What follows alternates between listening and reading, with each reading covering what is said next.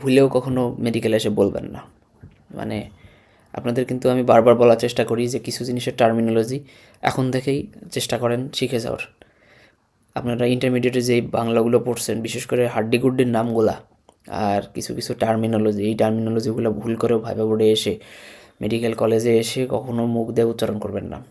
মানে আপনিও লজ্জায় পড়ে যাবেন, টিচাররা আপনার একটা পচানি দিবে এবং সবাই এটা নিয়ে হাসাহাসি করবে। তো এই হাসাহাসি যাতে আপনি ফেস না করেন এবং একটা এম্বারেসমেন্ট মোমেন্ট যাতে ক্রিয়েট না হয়, তার কারণে আপনারা সবসময় ইংলিশ টার্মিনোলজিগুলো ইংলিশেই বলার চেষ্টা করবেন। আপনি বোঝার সময় হয়তো বা আপনি সেটা বাংলা মিনিং করে একটু বুঝলেন, কিন্তু বলার সময় কিন্তু ইংলিশে বলবেন। ওকে, তো এখন আসেন এনজাইম। তো এনজাইমের কাজ কি আমাদের বডিতে, কে বলতে পারবেন?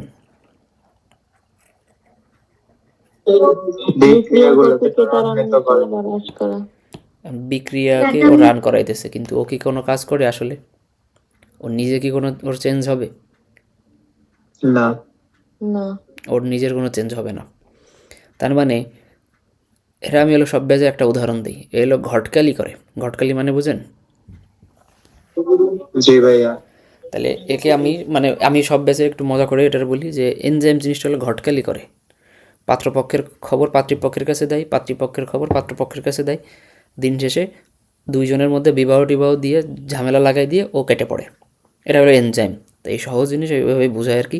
তো এনজাইম জিনিসটা হলো এমন একটা জিনিস যে বিভিন্ন কেমিক্যাল রিয়াকশানের সাথে দেয়। ঠিক আছে? তো এই যে কেমিক্যাল রিয়াকশানকে অ্যাক্সিলারেট করতেছে, মানে শুরু করাইতেছে, কিছু ক্ষেত্রে এই রিয়াকশানটা শেষ পর্যন্ত থাকে, আবার দেখা যায় যে শুরু করার পরেও কেটে পড়ে। তো এনজাইম জিনিসটা হলো এরকম যে কিছু, এটা হলো প্রোটিনের নেচার। অবশ্যই এনজাইম যা আছে সবাই প্রোটিনের নেচার। তো এই যে একটা প্রোটিন বা একটা যে আমরা এটা বলি বায়ো ক্যাটালিস্ট, ঠিক আছে? এই যে এখানে দেখেন এটা একটা বায়ো ক্যাটালিস্ট। তো এই যে বায়ো ক্যাটালিস্ট জিনিসটা হইল, এরা প্রোটিন এবং আমাদের বডির মধ্যে যেই জিনিসগুলো অর্গানিক, এরা সবাই কি বায়োলজিক্যালি অ্যাক্টিভ পার্টিকেল। এবং ক্যাটালিস্ট বলতে বোঝাচ্ছে এখানে যে তোমাকে বিক্রিয়া করাইতেছে, বিভিন্ন রকম বিক্রিয়া করতেছে। বিক্রিয়া করানোর পরে এই যে produced by the living cell এবং ক্যাটালাইজড বায়োকেমিক্যাল রিয়াকশান। ঠিক আছে? তাহলে একটা রিয়াকশানটা করাইতেছে, নিচে দেখা একটা স্টার পয়েন্টে লেখা আছে catalysed accelerated the rate of chemical reaction but it self remain chemically unchanged at the end of the reaction. তার মানে ও বিভিন্ন রকম কেমিক্যাল রিয়াকশান করতেছে। ক্যাটালাইজড মানে ক্যাটা কথাটা আসলে ভাঙার ক্ষেত্রে বোঝায়। ঠিক আছে? ক্যাটালাইজ শব্দটা সবসময় ব্রেকডাউন ওয়ার্ড জিনিসটাতে বোঝায় যে কোনো একটা জিনিসকে ভেঙে কোনো একটা জিনিস নতুন তৈরি করতেছে, এরকম জিনিসকে বলা হয় ক্যাটালাইজড। আর বায়োক্যাটালিস্ট বলার কারণ হইতেছে এটা যেহেতু আমাদের বায়োলজিক্যালি তৈরি হইতেছে, অর্থাৎ সেল থেকে তৈরি হইতেছে অথবা আমাদের হিউম্যান বডির মধ্যে তৈরি হইতেছে, দ্যাটস হোয়াই আগে একটা ওয়ার্ড আসছে বায়ো। তো এই যে বায়ো ক্যাটালিস্ট, এ কী করতেছে, কোনো রিয়াকশানকে রান করাইতেছে বা কোনো একটা রিয়াকশানকে ইনফ্লুয়েন্স করতেছে। ইনফ্লুয়েন্স করার পরে রিয়াকশানটাকে কমপ্লিট করাচ্ছে, অথবা রিয়াকশানটাকে শুরু করার পরে ও ওইখান থেকে সরে আসতেছে। এই যে ওর যখন সরে আসতেছে, ওর আগেও ওর কোনো চেঞ্জ হয় নাই, রানটা করার পরে ওর কোনো চেঞ্জ হয় নাই। তার মানে ও শুরু থেকে শেষ পর্যন্ত ওর নিজের ক্যারেক্টারের কোনো চেঞ্জ হয় নাই। তার মানে ও ধরে একটা বিক্রিয়া শুরু করে দিছে। এই যে আমি যেটা বলছিলাম যে ঘটকালি, ও একজনের বিয়ে দিয়ে দিল, দিয়ে আবার নতুন করে আবার খুঁজতে যাবে আর একজনকে। ঠিক আছে? যে ঘটকালি করে সে কিন্তু এরকমই খুঁজে বেড়ায়, বিভিন্ন পাত্রের লিস্ট রাখে, পাত্রের লিস্ট রাখে। তার মানে ওর কাজই হলো রিয়াকশান ঘটানো। ও রিয়াকশান ঘটাবে, ঘটানোর পরে ও চলে যাবে, ও নিজে কিচ্ছু চেঞ্জ হবে না। ও যে আবার আর একটা জায়গায় যে আর একটা রিয়াকশান ঘটাবে। এখন এই যে যে ঘটকালি করতেছে এক ধরনের এনজাইম, তো এনজাইমগুলোর এক একটা স্পেসিফিক ধর্ম থাকে, যেটা একই ধরনের রিয়াকশান ঘটায়। বুঝছো এটুকু? তাহলে এনজাইম যখন আসবে তখন এই কথাটা মনে রাখবা, এবং এই জিনিসটা অলওয়েজ মনে রাখতে হবে যে এটা কেমিক্যালি আনচেঞ্জড। এদের নিজের কেমিক্যালের মানে এদের স্ট্রাকচারের কোনো পরিবর্তন হবে না, সে যে রিয়াকশানই হোক না কেন। ঠিক আছে? তাহলে এনজাইম একটা উৎসেচকের কাজ করতেছে, যে কোনো একটা রিয়াকশানকে ঘটাচ্ছে অথবা ঘটাতে ইনফ্লুয়েন্স করতেছে। ঘটানোর শুরুতে বা ঘটানোর পরে কিংবা ঘটানো শেষ হওয়ার পরে সে আনচেঞ্জড অবস্থায় বিক্রিয়া থেকে নিজে বের হয়ে যাবে। ঠিক আছে? এরপরে যেটা আছে সেটা হলো প্রপার্টিস। এই প্রপার্টিসগুলো হইল এর আকার আকৃতির ক্যারেক্টারিস্টিক সব কিছু নিয়ে আলোচনা করা হইতেছে। তাহলে এ কেমন, এর নেচারটা কেমন, এ কী দিয়ে তৈরি? তাহলে অবশ্যই এটা প্রোটিনের nature. All type of enzyme প্রোটিনের নেচার। ঠিক আছে? এক্সেপশন বলছে যে রাইবোজাইম, এটা হলো আরএনএতে থাকে, আরএনএ ম্যাচুরেশনের জন্য দরকার হয়।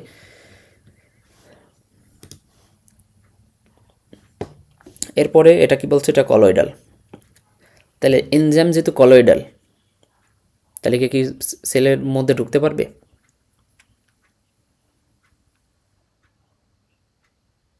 এনিওয়ান?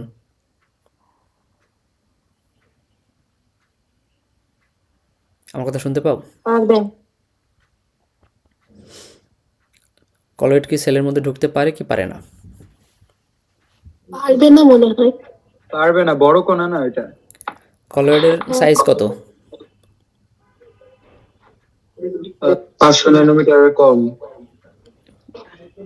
500 নাকি 100? 2 থেকে 5 ন্যানোমিটার।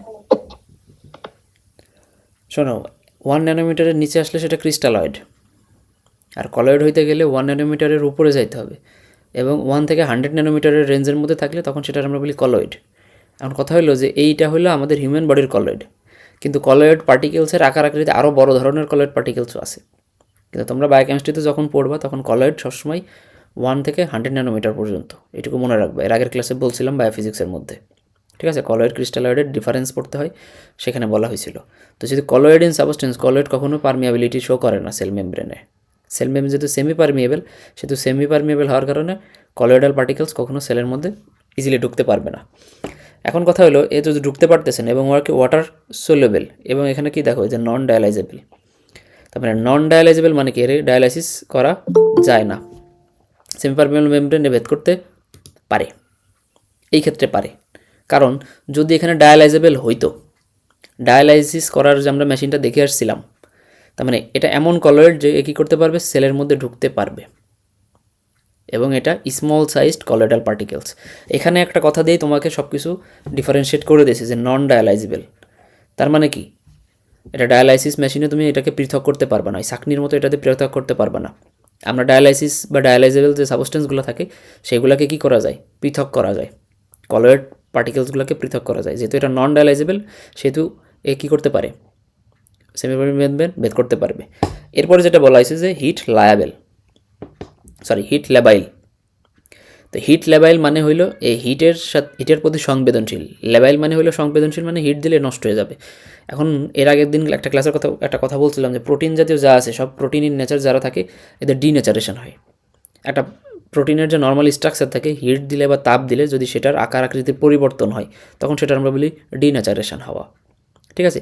তো ধর একটা প্লাস্টিকের বোতলকে তুমি যখন মানে কোনো একটা আগুনের শিখার উপরে ধরবা, দেখবে প্লাস্টিকের বোতলটা গলে একটা আকার আকৃতি চেঞ্জ করে ফেলে। ওই যে আকার আকৃতি একবার যখন চেঞ্জ হয়ে যায় ওটা কিন্তু আর পূর্বের অবস্থায় আসে না, অবশ্যই আসে না। তো প্লাস্টিকের বোতলের মতোই আমাদের এই প্রোটিনের নেচারগুলো থাকে। তুমি যদি একটা প্রোটিনকে হিট দেওয়ার পর ওই প্রোটিনটা একদম পার্মানেন্টলি ওর আকার আকৃতি চেঞ্জ করে ফেলবে। তো এই যে চেঞ্জ হয়ে যাচ্ছে আকার আকৃতি, বা এর ভিতরে যে কেমিক্যাল স্ট্রাকচারগুলো ছিল সেটা যে আকার আকৃতি চেঞ্জ হয়ে যাইতেছে, এটাকে বলা হয় ডিনেচারেশন হওয়া, ঠিক আছে? ধরো এই যে ডিমকে হিট দিলে কী হয়, ডিমের ভেতরে পানির মতো যে অংশটুকু থাকে সেটুকু সাদা হয়ে যায়, জমে যায়। তার মানে কি, ওইখানে হিট কোয়াগুলেশন হইতেছে, কোয়াগুলেট হয়ে ওটা জমে সাদা হয়ে যাচ্ছে। তার মানে ওইখানেও কিন্তু ডিমের যে প্রোটিন ছিল ভিতরে, অ্যালবুমিন জাতীয় জিনিসগুলো থাকে, সেগুলো কী হয়ে যাইতেছে, ডিনেচারেশন হয়ে যাইতেছে। সো এই জিনিসটা কিন্তু মনে রাখতে হবে। তো হিট ল্যাবাইল হওয়ার কারণে তুমি যদি কোনো একটা এনজাইমকে হিট দাও, হিট দিলে সেটা নষ্ট হয়ে যাবে। আর একবার যদি কোনো একটা প্রোটিন জাতীয় জিনিসের ডিনেচারেশন হয়, তার যে অ্যাকচুয়াল ফাংশন সেটা লস হয়, ঠিক আছে? এই জিনিসটা মনে রাখতে হবে। এরপর হচ্ছে অ্যাক্ট অ্যাজ ক্যাটালিস্ট এবং হ্যাভ ডেফিনেট আইসো ইলেকট্রিক পিএইচ। তাহলে এরা যেহেতু ক্যাটালিস্ট, এরা বিভিন্ন রকম ব্রেকডাউন অথবা এইসব জিনিসের সাথে রিলেটেড, এবং এদের আইসোইলেকট্রিক পিএইচ এক একটা এনজাইমের ক্ষেত্রে এক এক ধরনের আইসোইলেকট্রিক পিএইচ থাকে। বিভিন্ন এনজাইম, এর আগের দিন বলছিলাম যে স্টোমাকের মধ্যে যেই এনজাইম কাজ করবে সেটা আমার গাটে যেয়ে কাজ করবে না, গাটের মধ্যে যেই এনজাইম কাজ করবে সেটা আমার স্টোমাকে আসলে কাজ করবে না। এদের পিএইচের জন্য একটা নির্দিষ্ট এনভায়রনমেন্ট থাকবে। যে এনজাইম অ্যাসিডিক মিডিয়াতে কাজ করে তার জন্য অ্যাসিডিক মিডিয়াই লাগবে, যে আমার বেসিক মিডিয়াতে কাজ করে তার জন্য আমার বেসিক মিডিয়াই লাগবে। এটা হলো এনজাইমের প্রপার্টিস। তো এই প্রপার্টিসগুলো তোমাকে মাস্ট টু নো জানতে হবে। এরপর যেটা আছে সেটা হলো এনজাইম এবং হরমোনের দুইটার মধ্যে ডিফারেন্স। তাহলে এনজাইম কি আর হরমোন কি কেউ বলতে পারবা?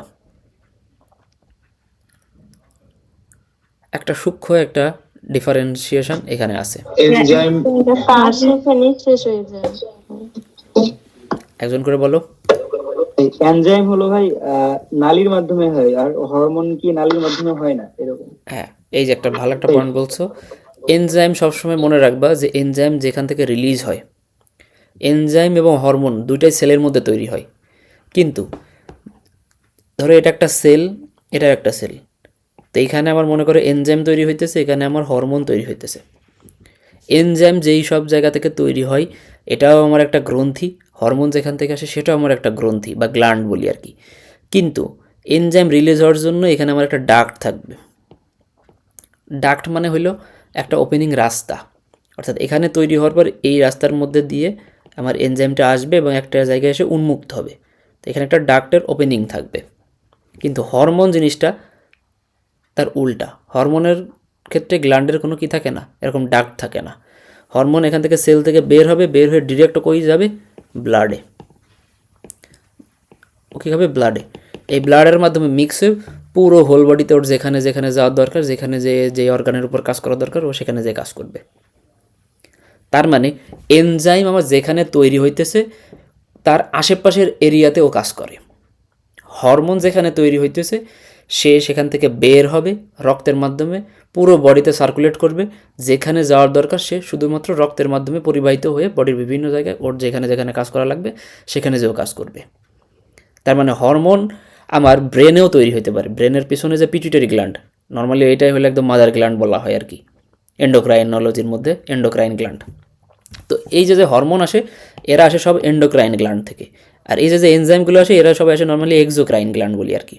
ঠিক আছে, এটা এন্ডোক্রাইন তোমাদের সাবজেক্ট মানে আছে, এন্ডোক্রাইন ফিজিওলজি, এন্ডোক্রাইনোলজি আছে, তো সেখানে পড়ানো হবে। তো দেখবা যে তো যেইগুলোতে আমার এই গ্রন্থি থাকে না তাদেরকে আমরা বলি এন্ডোক্রাইন গ্ল্যান্ড। তো এই গ্ল্যান্ডগুলো থেকে আমার যে জিনিসগুলো আসে তারা হলো নর্মালি হরমোন। তাহলে হরমোন যেখানে তৈরি হয় অ্যাকচুয়ালি সেখানে কাজ করে না, সেখান থেকে সে দূরবর্তী কোনো এরিয়াতে যে কাজ করে ভায়া ব্লাড ভেসেলস। ঠিক আছে, এটুকু ক্লিয়ার? জি ভাই। তাহলে এই ছকটা একটু এই কারণে দেওয়া রাখছে যে তোমাকে যখন এনজাইম জিজ্ঞেস করবে তোমাকে হরমোনটাও জিজ্ঞেস করবে। ঠিক আছে, এই যে বলছিলাম এর আগের দিন যে বায়োকেমিস্ট্রিতে কখনো কোনো একটা জায়গায় স্থির থাকে না ভাইবা। তোমাকে যদি কোনো ফার্স্ট টার্মের টপিক্স হয় দেখা যাবে যে লাফ দিয়ে দিয়ে এক এক টপিক থেকে এক এক জায়গায় চলে যাবে, কারণ এগুলো এত বেশি ইন্টারকানেক্টেড যে কোথায় থেকে কোথায় চলে যাচ্ছে, কোন কার্ড থেকে কোন গার্ডে চলে যায় আসলে বোঝা যায় না। এই কারণেই বলছিলাম এটা একটু বেশি মানে জটিল, ছোটো ছোটো কোয়েশ্চেন সব জায়গা থেকে হয়ে যায় আর কি। এবার দেখো এনজাইমের ক্ষেত্রে এবং হরমোনের ক্ষেত্রে অবশ্যই দুইটা জিনিসই আমার প্রোটিন, কিন্তু হরমোন প্রোটিন ব্যতীত স্টেরয়েডও হইতে পারে। ঠিক আছে, ধরো প্রোটিন হরমোন, অবশ্যই প্রোটিন হরমোন আছে, কিন্তু এখানে আমার স্টেরয়েড জাতীয় জিনিসও আছে। ঠিক আছে, তো স্টেরয়েড জাতীয় জিনিসগুলো হলো লিপিডের মধ্যে চলে আসে, লিপিডের নেচার আর কি। তো এরকম জিনিসও আমার কি আছে, হরমোনের মধ্যে আছে। ঠিক আছে, বিশেষ করে যে আমাদের গোনাড থেকে যেই হরমোনগুলো রিলিজ হয়, গোনাডাল হরমোন, ধরো টেস্টোস্টেরন জাতীয় জিনিসগুলো আছে, ওইখানে আমার স্টেরয়েডাল হরমোন টরমোন অনেক কিছু আছে। তো যাই এখন ওইদিকে আমরা না যাই, যেখানে আমরা আছি সেটা নিয়ে আমরা একটু আলোচনা করি। তো আমার এনজাইম সবসময় প্রোটিনের নেচার, হরমোন প্রোটিনও হইতে পারে, স্টেরয়েডও হইতে পারে।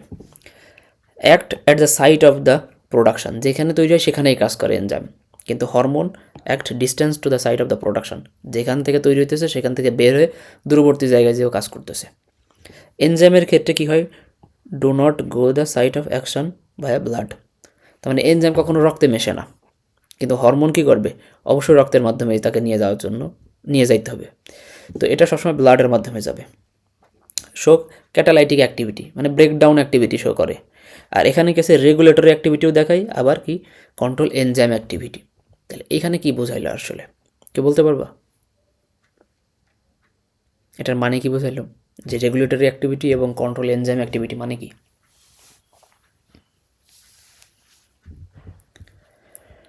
কেউ বলতে পারবে না? কি মনে হয় এটার মানে? এনজাইমের কার্যকলাপ নিয়ন্ত্রণ করে হরমোন। হ্যাঁ ঠিক আছে, এটার যে এনজাইমের যে কার্যকলাপ সেটাকেও নিয়ন্ত্রণ করবে, কিন্তু রেগুলেটরি অ্যাক্টিভিটি বলতে এখানে কী বোঝায়? রেগুলেটরি অ্যাক্টিভিটি বলতে তোমাকে কোনো একটা জিনিসকে রেগুলেট করা বা কোনো একটা জিনিসকে বা মানে এখানে কোনো জিনিস বলতে কোনো একটা অর্গানকে নিয়ন্ত্রণ করা। ধরো আমি বললাম যে এটা আমার পিটুইটারি গ্ল্যান্ড, ধরো এই যে একটা পিটুইটারি গ্ল্যান্ড, পিটুইটারি থেকে সবসময় স্টিমুলেটরি হরমোন রিলিজ হয়। স্টিমুলেটরি হরমোন যে ধরো অন্য একটা গ্ল্যান্ডের উপর যে কাজ করবে, ধরো আমার গলার এখানে আসলো, এখানে আমার এরকম থাইরয়েড গ্ল্যান্ড আছে। ঠিক আছে, এরকম মনে একটা থাইরয়েড গ্ল্যান্ড আছে। তো পিটুইটারি থেকে মনে করো একটা হরমোন রিলিজ হলো থাইরয়েড স্টিমুলেটিং হরমোন। তো এই থাইরয়েড স্টিমুলেটিং হরমোন এসে কাজ করতেছে কার উপর? এই থাইরয়েডের উপর। থাইরয়েডের উপরে কাজ করার পর এখান থেকে কী রিলিজ হইতেছে? Thyroid hormone. মনে করো T3 T4 এই হরমোনগুলো রিলিজ হইতেছে, থাইরয়েড হরমোন রিলিজ হইতেছে। তার মানে এই যে আমার পিটুইটারি যে পিটুইটারি গ্ল্যান্ডটা আমার নিয়ন্ত্রণ করতেছে থাইরয়েড গ্ল্যান্ডটাকে। থাইরয়েড গ্ল্যান্ড থেকে কী পরিমাণ থাইরয়েড হরমোন রিলিজ হবে সেটা নির্ভর করতেছে এই থাইরয়েড স্টিমুলেটিং হরমোন। তার মানে এই যে আমার রেগুলেট করতেছে, কোনো একটা জিনিসকে রেগুলেট করতেছে। এখন ধরো আমার বডিতে থাইরয়েড হরমোন এই T3 T4 রিলিজ হয়েছে, বেশি বেশি হচ্ছে, তখন আমার এই থাইরয়েড স্টিমুলেটিং হরমোন কী করবে? পিটুইটারি গ্ল্যান্ড তখন এটাকে কমাই দেবে, ডিক্রিজ করাই দেবে। যে আমার যেহেতু T3 T4 অলরেডি বেশি বেশি মানে রিলিজ হচ্ছে থাইরয়েড গ্ল্যান্ড থেকে, তো আমি যদি এখন থাইরয়েড স্টিমুলেটিং হরমোন বেশি পাঠাই, T3 T4 আরও বেশি রিলিজ হবে, যেটা আমার বডিতে দরকার নাই। এটা বেশি হইলে কী হবে? আমার হাইপারথাইরয়েডিজম হয়ে যাবে। হাইপারথাইরয়েডিজমের ক্লিনিক্যাল ফিচার্সগুলো অ্যারাইজ করবে, পেশেন্ট তখন আনইজি ফিল করবে। তখন আমার থাইরয়েড পিটুইটারি গ্ল্যান্ড কী করবে? থাইরয়েড স্টিমুলেটিং হরমোন রিলিজটাকে কমাই দিবে। আবার ধরো এরা যখন কমে যাবে তখন আমার কী করবে? থাইরয়েড স্টিমুলেটিং হরমোন রিলিজটাকে বাড়াই দিবে। তার মানে এই যে স্টিমুলেটরি হরমোনগুলো নর্মালি পিটুইটারি গ্ল্যান্ড থেকে আসে। এ থাইরয়েডের উপর কাজ করতেছে, এ ওভারির উপর কাজ করতেছে, এ আমার টেস্টিসের উপরে কাজ করতেছে, ঠিক আছে? যত ধরনের গ্ল্যান্ড আমার বডিতে আছে সব গ্ল্যান্ডের উপরে নর্মালি কাজ করে। তাহলে সব ধরনের জায়গায় যে আমার যত ধরনের স্টিমুলেটরি হরমোন আছে, ইনহিবিটরি হরমোন আছে, সব আমার এই পিটুইটারি রেগুলেট করতেছে, নিয়ন্ত্রণ করতেছে, ঠিক আছে? এটাও জাস্ট ওই সেই হোমিওস্টেসিসের মতো, কোনো একটা জিনিস বেড়ে গেলে সেটা কমাইতেছে, কোনো একটা জিনিস কমে গেলে সেটা বাড়াইতেছে। তার মানে এই যে রেগুলেট করতেছে, ও আছে আমার মাথার পেছনের সাইডে, একদম পন্স মেডুলার ওই জায়গাটাতে, একদম ব্রেনের লোয়ার পার্টে। সেইখান থেকে রিলিজ করতেছে ছোট্ট একটা মোটর দানার মতো একটা গ্ল্যান্ড, সে নিয়ন্ত্রণ করতেছে আমার হোল বডির আদার গ্ল্যান্ডগুলোরে। দেখো আমার বডির মধ্যে সবথেকে বড় একটা অর্গান হয়ে গেছে, ধরো আমাদের মানে সবথেকে বড় গ্ল্যান্ড বলা হয় নর্মালি লিভারটাকে। তো এত বড় একটা লিভার, সেই লিভারটাকে নিয়ন্ত্রণ করতেছে একটা মটরশুঁটির মতো একটা ছোট্ট একটা এই যে গোল বিয়ারিংয়ের বলের মতো একটা গ্ল্যান্ড। তাহলে এই যে রেগুলেট করতেছে, তাহলে হরমোনের অ্যাকশানটা আসলে হিউজ অ্যাকশান, পরিমাণে কম কিন্তু অ্যাক্টিভিটি এর অনেক বেশি। তাই রেগুলেটরি অ্যাক্টিভিটিটা শো করে হয় শুধুমাত্র হরমোন। এনজাইম কখনোই এই হরমোন শো করে না। এবং যেহেতু আমি বললাম যে নিচের লাইনটা কন্ট্রোল এনজাইম অ্যাক্টিভিটি, তার মানে এনজাইমের অ্যাক্টিভিটিটাকেও রেগুলেট করতে পারে আমার হরমোন। এখন কিভাবে সেটা করতেছে? ধরো আমার প্যানক্রিয়াটিক ডাক্ট, ঠিক আছে? ধরো প্যানক্রিয়াসের মধ্যে আমাদের এক্সোক্রাইন এন্ডোক্রাইন দুই ধরনের পোর্শনই আছে, ঠিক আছে? এখান থেকে আমাদের প্যানক্রিয়াটিক জুস রিলিজ হয়, যেটা আমাদের কি portion? Exocrine portion. Endocrine portion কি? ধরো এখানে আমার আলফা সেল আছে, বিটা সেল আছে, পিপি সেল আছে, গামা সেল আছে, সেখান থেকে বিভিন্ন ধরনের কি হয়? হরমোন রিলিজ হয়। তোমরা নাম শুনছো, গ্লুকাগন, ইনসুলিন, তারপর আছে পলিপেপটাইড বা প্যানক্রিয়াটিক পেপটাইড এনজাইম, বিভিন্ন রকমের এনজাইম আছে, হরমোনও আছে। তো ইনসুলিন কি? হরমোন। হরমোন। ইনসুলিন একটা হরমোন। এন্ডোক্রাইনোলজি সাবজেক্ট পড়তে গেলে দেখবা এন্ডোক্রাইনোলজির 50% হলো এই ডায়াবেটিস, আর বাকি 50% হলো আদার রিলেটেড ডিজিজ, ঠিক আছে? কেউ যদি ইন ফিউচার এন্ডোক্রাইনোলজিস্ট হইতে চাও, এখানে এইগুলো যায় দেখবা যে ও ডিলই করে 50% সমস্যা হলো ডায়াবেটিস নিয়ে, বাকি 50% ডিল করে হইলো থাইরয়েড, তারপরে ধরো ওই যে তোমার টেস্টিস, ওভারি, এইসব ডিজিজ নিয়ে। তাইলে এখান থেকে আমার এই যে ইনসুলিন মানে আমরা মানে যেটা বলছিলাম যে এক্সোক্রাইন পোর্শনও আছে, এন্ডোক্রাইন পোর্শনও আছে। তাইলে আমার এই পিটুইটারি যে আমার কী করে? প্যানক্রিয়াসের উপরে যে ওর অ্যাক্টিভিটি আছে, ওইখান থেকেও আমার কার কতটুকু কি রিলিজ হওয়া লাগবে সেটাকেও ও কন্ট্রোল করে। তার মানে হরমোন নিজের কাজটাকেও কন্ট্রোল করতেছে, এনজাইমের অ্যাক্টিভিটিটাকেও কন্ট্রোল করতেছে। যখন যেখানে যেটুকু দরকার হবে সেটাকে রেগুলেট করে কমাবে, বাড়াবে, এই হলো মেনটেন করতেছে হরমোন। তো দ্যাটস ওয়াই এটাকে রেগুলেটরি অ্যাক্টিভিটি এবং কন্ট্রোল করে এনজাইম অ্যাক্টিভিটি। তো হরমোন নিয়ে তোমাদের এই চ্যাপ্টারের মধ্যে অত কিছু আলোচনা করা হবে না, এটার আলাদাই চ্যাপ্টার আছে। কিন্তু এখানে যে তোমাদের দুইটা বেসিক ডিফারেন্স করার জন্য দেওয়া রাখছে এনজাইম এবং হরমোন, এবং এটা রিটেনে আসে, এটা তোমরা রিটেনেও পাবা, ভাইবা বোর্ডেও তোমাদেরকে জিজ্ঞেস করবে। তো যে বলছিলাম যে কান টানলে মাথা আসে, এরকম টাইপের সাবজেক্ট হলো বায়োকেমিস্ট্রি। তো তোমাকে যখন এইটা জিজ্ঞেস করবে যে তোমাকে এনজাইম সম্পর্কে, কিন্তু আলটিমেটলি দেখো তোমার হরমোন সম্পর্কে অনেক কিছু এখান থেকে জানা লাগবে, তাই না? তোমার চ্যাপ্টার কিন্তু হরমোন নাম না, কিন্তু জানতে হইতেছেও হরমোন সম্পর্কে, যেটা তোমার 4th কার্ডের অংশ। এই কারণেই মানে বায়োকেমিস্ট্রি একটু কঠিন হয়ে যায়, কারণ ওই যে প্রত্যেকটা লাইন থেকে তোমার কোশ্চেন হয়ে যাইতে পারে, প্রত্যেকটা ওয়ার্ড থেকে তোমার কোশ্চেন চলে যেতে পারে, সেখানে তুমিও বুঝবে না, স্যারও বুঝবে না যে আসলে আমি কোশ্চেন করতেছি কোথা থেকে, কী টপিক্সের থেকে আমি কোশ্চেনটা করছিলাম। তো এই কারণেই মানে একটার সাথে একটা লেজের মতো সংযুক্ত থাকে আর কি। তো তো যাই হোক, এই জিনিসগুলো একটু ভালো করে পড়বা, এই বক্সটা একটু ভালো করে পড়লেই হবে, এখান থেকে এইটুকু পড়বা। এখন আসো ক্যারেক্টারিস্টিক মানে হলো এনজাইম কীভাবে কাজ করে, এর কী কী ক্যারেক্টার আছে এবং কী কী ক্যারেক্টারে শো করে। তাহলে প্রথম যে ক্যারেক্টারটা দেখছে, do not initiate the reaction. তার মানে ইনিশিয়েট মানে কি, রিয়াকশানকে প্রভাবিত করে, কিন্তু ওই যে রিয়াকশানটা শুরু করায় না। বুঝতে পারছি? ধরো ওই যে বললাম যে ঘটকালি করে, এখন ও ঘটক ছেলে বাড়ির পক্ষ যায় বললো যে আমার কাছে তো এরকম একটা ভালো মেয়ের সন্তান আছে, বলে চুপ করে গেল। এখন যেই ছেলের বাড়ি যে বলছে যে মানে ভালো একটা মেয়ের সন্তান আছে, তাহলে মেয়ের বাড়ির লোক, এখন ছেলের বাড়ির লোকজন এখন ছেলের বিয়ে দেওয়ার জন্য আরও এখন ঘটকরে খোঁচানো শুরু করলো যে মেয়ে সম্পর্কে একটু বলেন, মেয়ে সম্পর্কে, তখন ও যায় কাজটা শুরু করবে। কিন্তু ও সূত্রপাত করে দেবে, কিছুটা ইনফ্লুয়েন্স করবে, কিন্তু ওই যে সব কিছু ও নিজে থেকে দায়িত্ব নিয়ে করে দেবে না। তার মানে ও বললো বাদ বাকিটা তোমরা এবার করে নাও, করার পর তোমরা আমার শরণাপন্ন নাও, বাদ বাকি কাজ আমি করে দিব, এরকম কাজটা করে হলো নর্মালি এনজাইম এসে।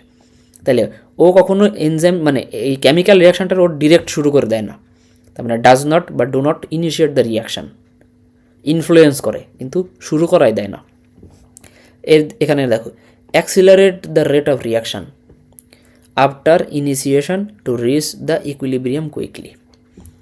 তার মানে যখনই দেখতেছে যে না দুই সাইডে পজিটিভ একটা ভাইব আছে, তখনই ও ওর আসল কাজটা শুরু করে, তখনই দেখা যাবে ও রিয়াকশানটা একদম পুরো দামে শুরু করাই দেয়, এবং যতক্ষণ না পর্যন্ত রিয়াকশান চলবে এবং সেটার একদম ইকুইলিব্রিয়াম কন্ডিশন পর্যন্ত না পাঠাইতে পারবে ততক্ষণও কাজ করবে।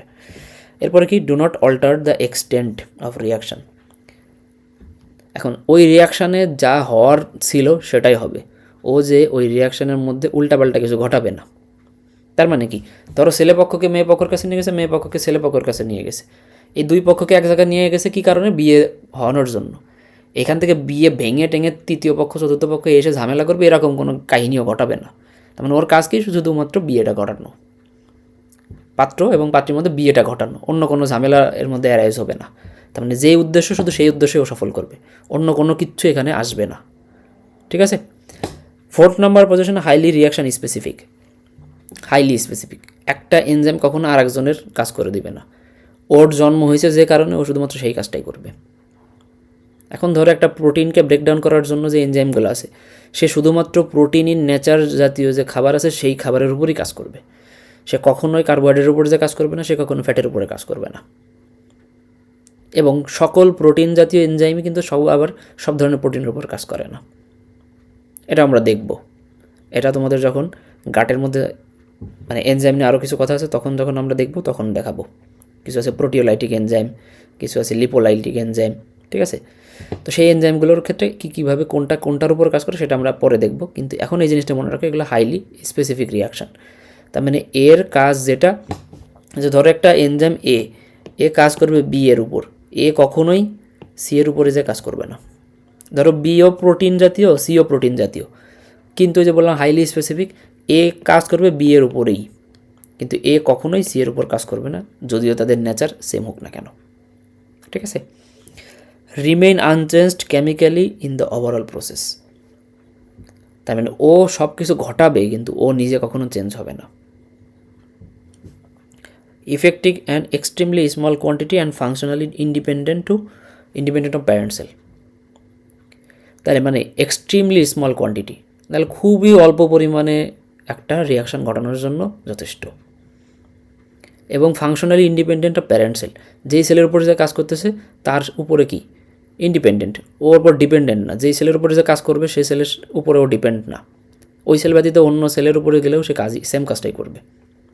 এই কারণে ও ফাংশনালি ইন্ডিপেন্ডেন্ট, ও স্বাধীন, যেখানে ওর কাজ করার দরকার হবে, যেখানে ও স্পেসিফিক রিয়াকশান পাবে ওর জন্য হাইলি স্পেসিফিক রিয়াকশান, ও সেখানে যেই কাজ করবে, ও কারোর উপর ডিপেন্ডেন্ট না, যে আমাকে এখানে কাজ করতে দিল না তাই বলে আমি কোথাও কাজ করতে পারবে না, এমন না। তার মানে ও যে ঘটক, ও যে কোনো জায়গায় কাজ করতে পারবে, ছেলে মেয়ে হইলেই সেখানে ও বিয়ে দেওয়ার জন্য লাফাবে। বুঝছো? এরপরে যেটা আছে 7 নম্বর, activity can regulated by activation or inhibition as per cellular need. তার মানে অ্যাক্টিভেশন এবং ইনহিবিশন একটা সেলের দরকারের উপরে ওর অ্যাক্টিভিটি কমাইতেও পারে বাড়াইতেও পারে। তার মানে যখন ধর কোনো একটা জায়গায় এনজাইমের অ্যাক্টিভিটি দরকার, তো ইনিশিয়ালি আমার ডিমান্ড বেশি, তখন সেখানে অ্যাক্টিভিটি বেশি হলো, আস্তে আস্তে সেখানে ডিমান্ড কমে গেল, তখন কী হবে, সেখানে আর আগের মতো অ্যাক্টিভেশনের দরকার পড়বে না, তখন সেখানে কাজ কমাই দিয়ে ইনহিবিট করবে। ঠিক আছে, তার মানে একটা সেলের নিডের উপর ডিপেন্ড করবে একটা এনজাইমের অ্যাক্টিভিটি, যে ওই সেলে কতটুকু দরকার সেই পরিমাণ কাজ করবে, তারপরে যখন দরকার হবে না তখন আর সেখানে কাজ হবে না। এটা হলো কিছু ক্যারেক্টার। এই ক্যারেক্টারগুলো লাইন টু লাইন এরকমভাবে পড়তে হবে, এভাবে মনে রাখতে হবে, বোঝায় আসতে বললে এভাবে বোঝাইতে হবে। তবে দোহাই লাগে এই ঘটকালির এক্সাম্পল দিয়ে কখনো ভাইবা বোর্ডে বোঝাইতে যাও না। এটা আমি তোমাদেরকে বোঝাইতেছি যাতে তোমরা বুঝো, কিন্তু এই জিনিসগুলো আবার কিন্তু প্রফেসরের সামনে যা বললো না যে পার্থপ্রতিম নামে এক ভাইয়া ছিল, উনি আমাদের এরকম উদাহরণ দিয়ে বোঝাইছে। আমার মান সম্মানও যাবে, তোমাদের মান সম্মানও যাবে।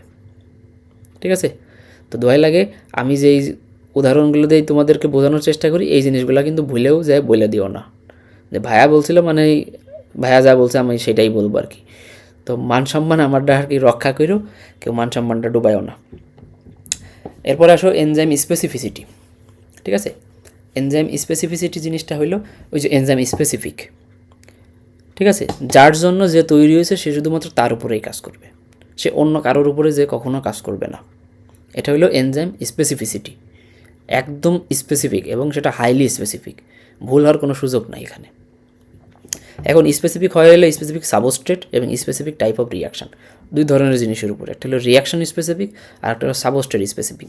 এখন এনজাইমের একটা ছবি যদি তোমাদের দেখাইতে পারতাম, এখানে কোথায় যেন আসছিল,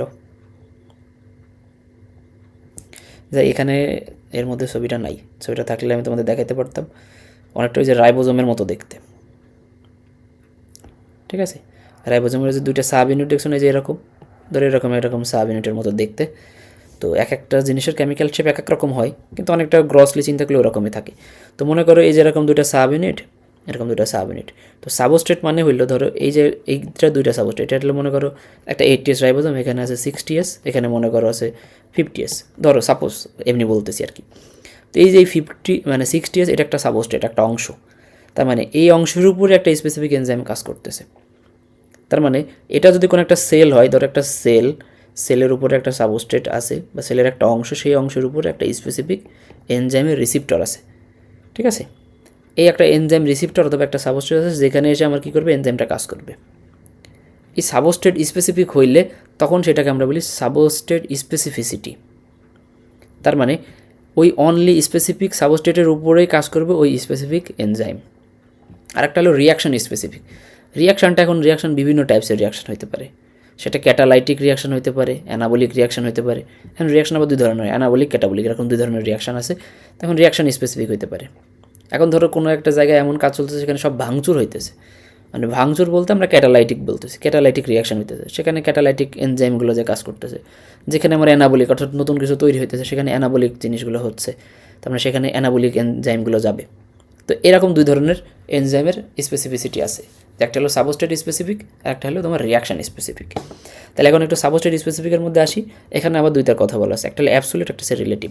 ধরো যে আমি বললাম যে এখানে আমার একটা সাবস্ট্রেট আছে, এখানে একটা সাবস্ট্রেট আছে, আর এই সাবস্ট্রেটের নামটা হলো এ, এই সাবস্ট্রেটের নাম হলো বি।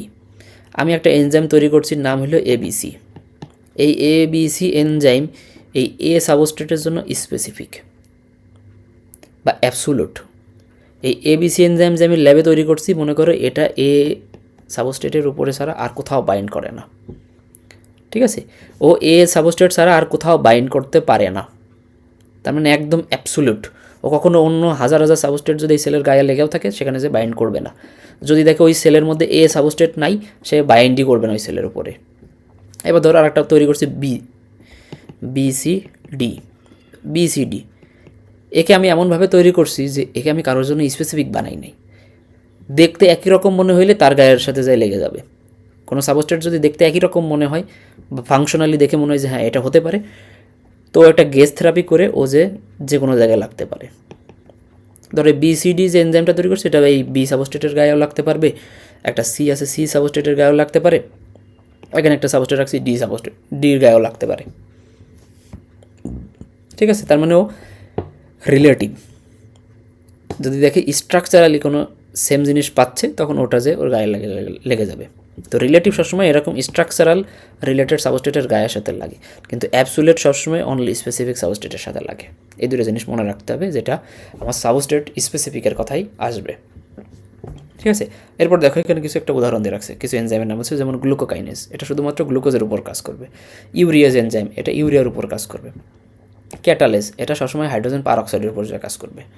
তার মানে এই যে স্পেসিফিক এনজাইম স্পেসিফিক সাবস্টেন্সের উপরে যখন কাজ করতেছে, তার মানে এই যে গ্লুকোকাইনেজ, এটা গ্লুকোজের মানে এই স্পেসিফিক অ্যাবসোলিউট, মানে গ্লুকোজ ব্যতীত আর কারোর উপরে গ্লুকোকাইনেজ কাজ করবে না, এই কারণে এটা অ্যাবসোলিউট।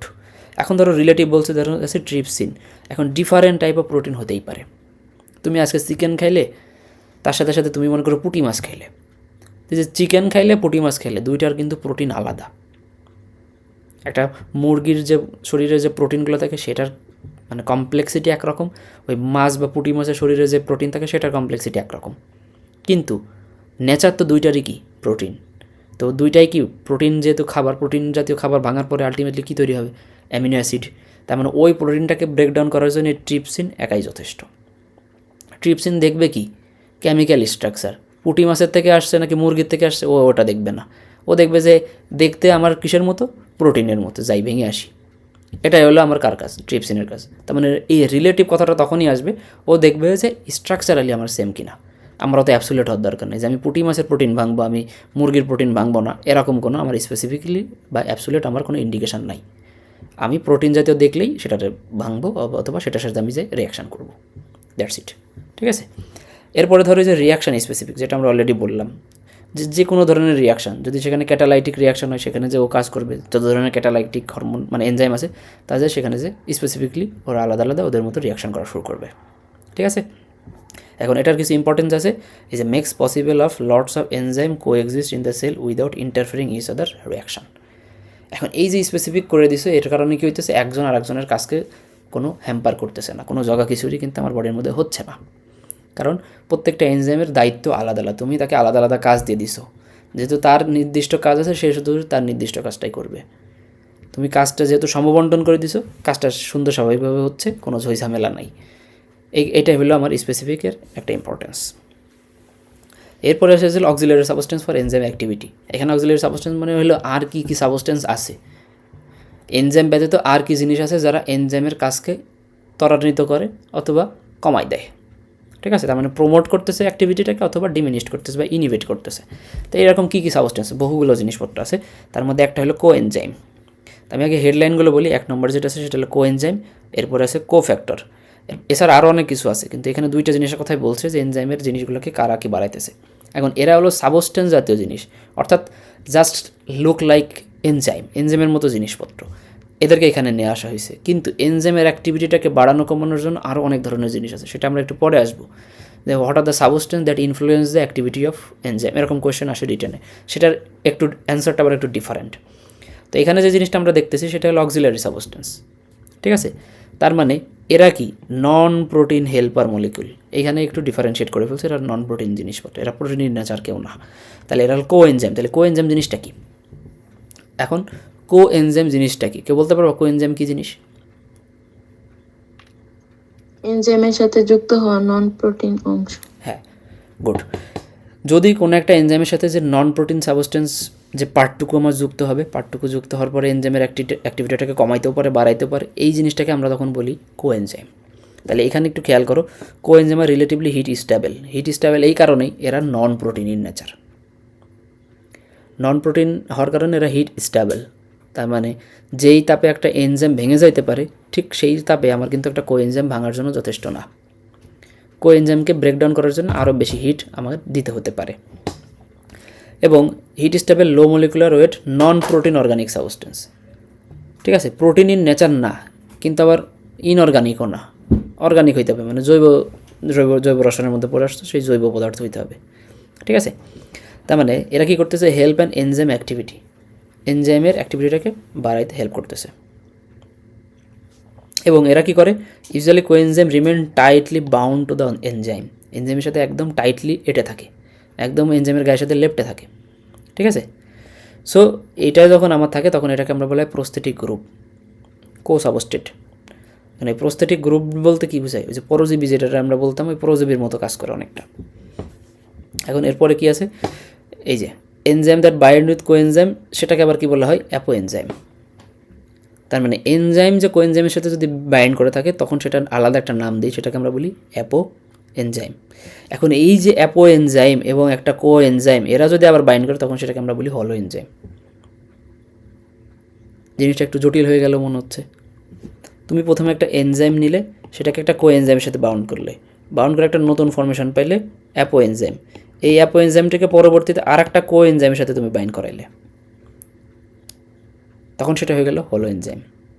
বুঝছো নাকি বুঝো নাই? ট্রাই করে বলেন। মানে ভাই একটা এনজাইমের সাথে দুইটা কোএনজাইম অ্যাড করলে হলো এনজাইম। না, ডিরেক্টলি হবে না, ওভাবে বললে হবে না।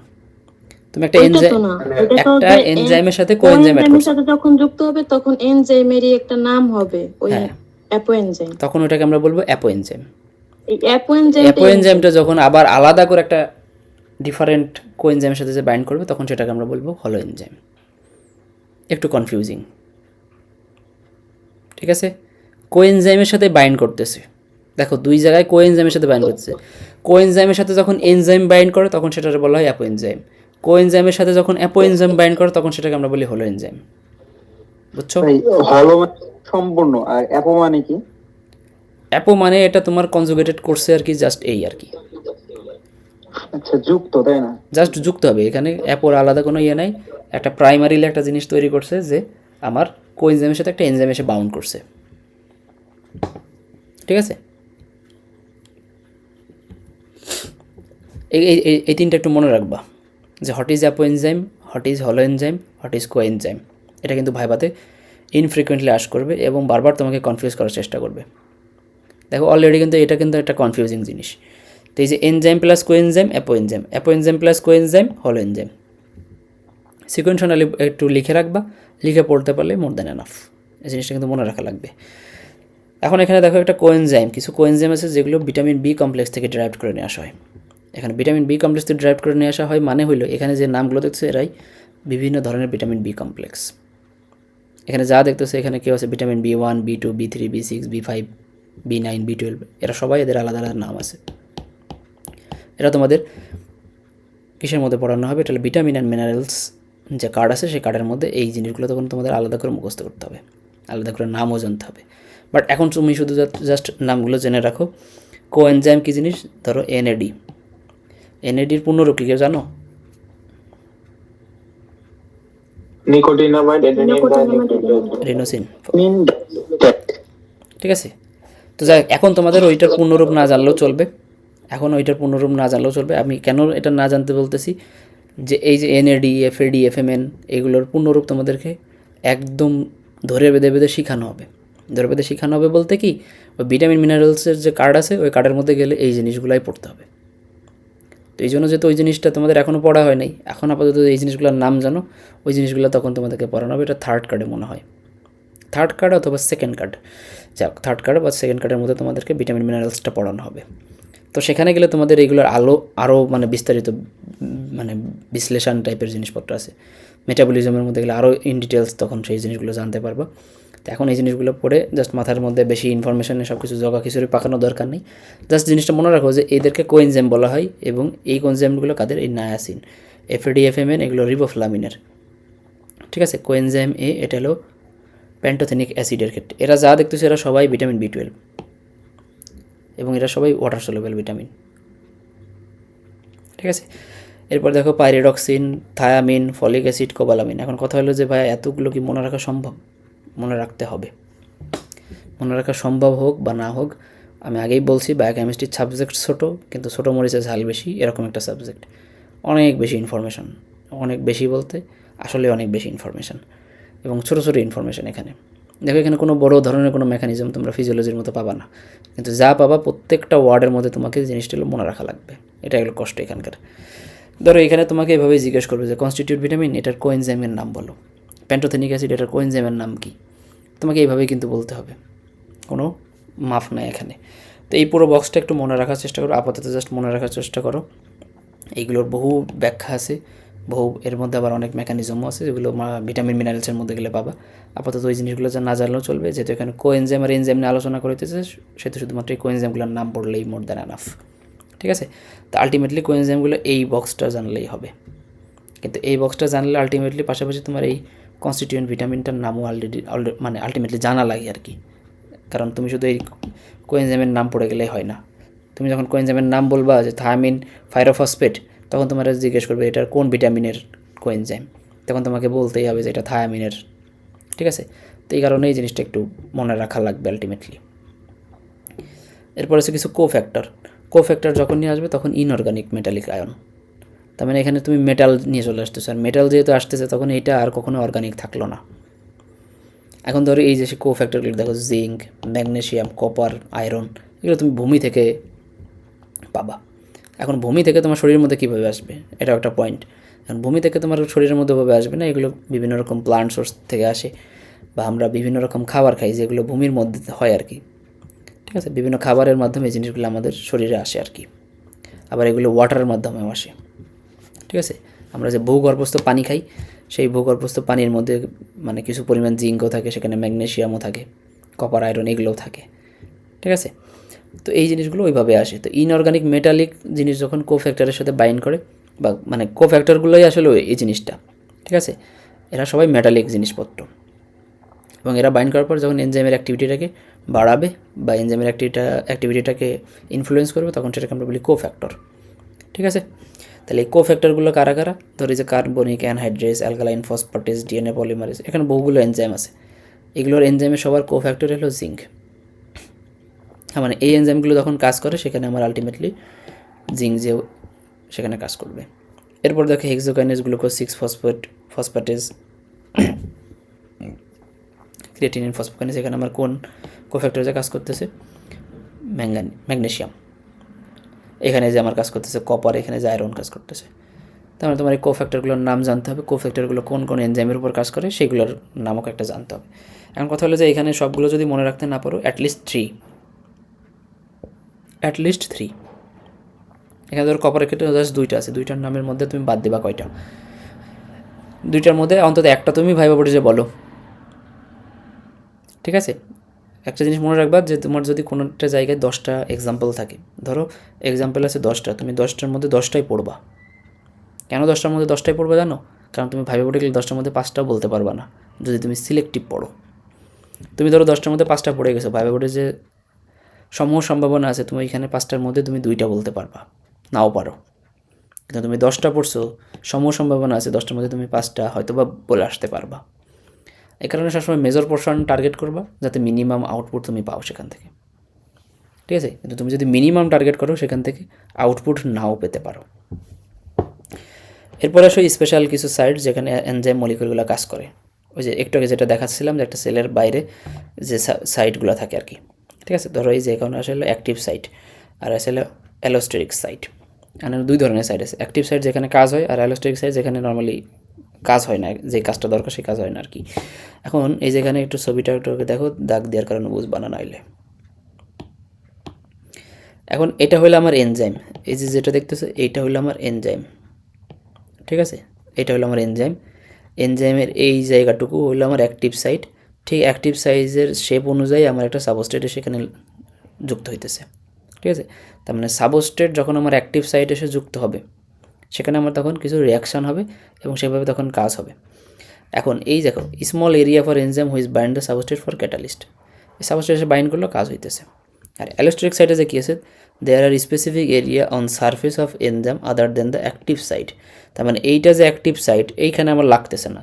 ধরো অ্যালোস্টেরিক সাইট কোনো একটা সাবস্ট্রেট এসে মনে করো এইখানে এসে লাগলো, অথবা এইখানে এসে লাগলো। ঠিক আছে, যেটা আমার অ্যাক্টিভ সাইট না। তার মানে কোনো একটা নন অ্যাক্টিভ সাইটে লাগার কারণে কোনো আলটিমেটলি কোনো ফলাফল সেখানে নাও হইতে পারে।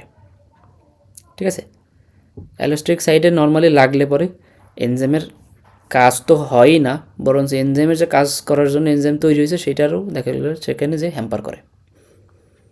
ঠিক আছে, তার মানে এনজাইমের অ্যাক্টিভিটিটাকে ও কী করতেছে, মডিফাই করে ফেলতেছে, রেগুলেট করে ফেলতেছে অ্যালোস্টেরিক সাইটগুলোতে যে কোনো সাবস্ট্রেট বাইন্ড করে। এরকম বিভিন্ন সাবস্ট্রেট আছে যেগুলো কী করে এনজাইমের অ্যাক্টিভিটিটাকে ডাউন বা ডিগ্রেড করে। আবার কিছু আছে যে মানে ইমপ্রুভও করে বা সেটাকে এলিভেটও করে ফেলে অ্যালোস্টেরিক সাইটে। কিন্তু এই অ্যাক্টিভ সাইটে বাইন্ড করলেই তখন আমার ওই স্পেসিফিক এনজাইমের স্পেসিফিক কাজ হবে। অ্যালোস্টেরিক সাইটগুলোতে গেলে কাজের থেকে নর্মালি অকাজটা হয় বেশি, কাজও হইতে পারে। ঠিক আছে, তো এই 2টা জিনিস মনে রাখবা, আমার ক্যাটালাইটিক সাইট যেটাকে আমরা বলি অ্যাক্টিভ সাইট, আর যেটা হলো নন অ্যাক্টিভ সাইট সেটা আমরা বলি অ্যালোস্টেরিক সাইট। 2টা সাইট থাকে। ইউনিট অফ এনজাইম অ্যাক্টিভিটি এটা হলো আমরা সবসময় ইন্টারন্যাশনাল ইউনিটে বলি, ঠিক আছে। IU বড় হাতের capital letter IU, international unit. এটা হলো এনজাইমের অ্যাক্টিভিটির ইউনিট, ঠিক আছে। এই ইউনিটটা মনে রাখতে হবে যে এনজাইমের অ্যাক্টিভিটিটা আমরা বোঝানোর জন্য এরকম লিখি যে 1 ইন্টারন্যাশনাল ইউনিট, এভাবে।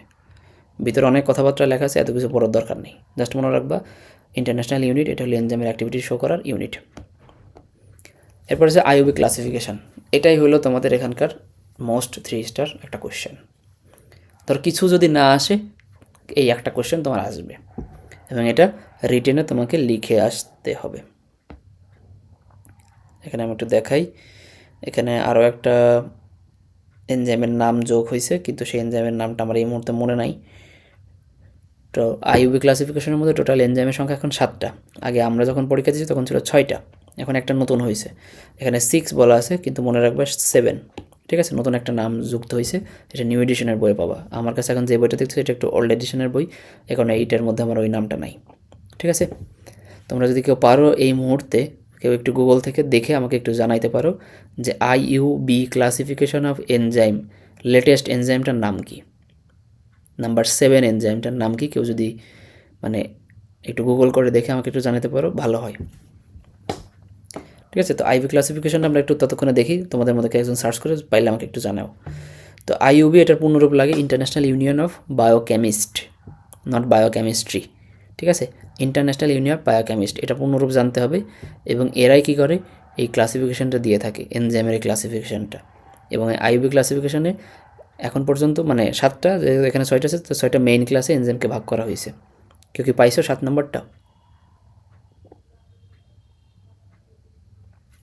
পাইলে একটু জানাও। তো প্রথমে যেটা আছে সেটা হলো আমার 1 নম্বরে বলতে, এখানে আবার একটা পয়েন্ট আছে যেটা আমার 1 নম্বরে আছে। জি, ট্রান্সলোকেজেস।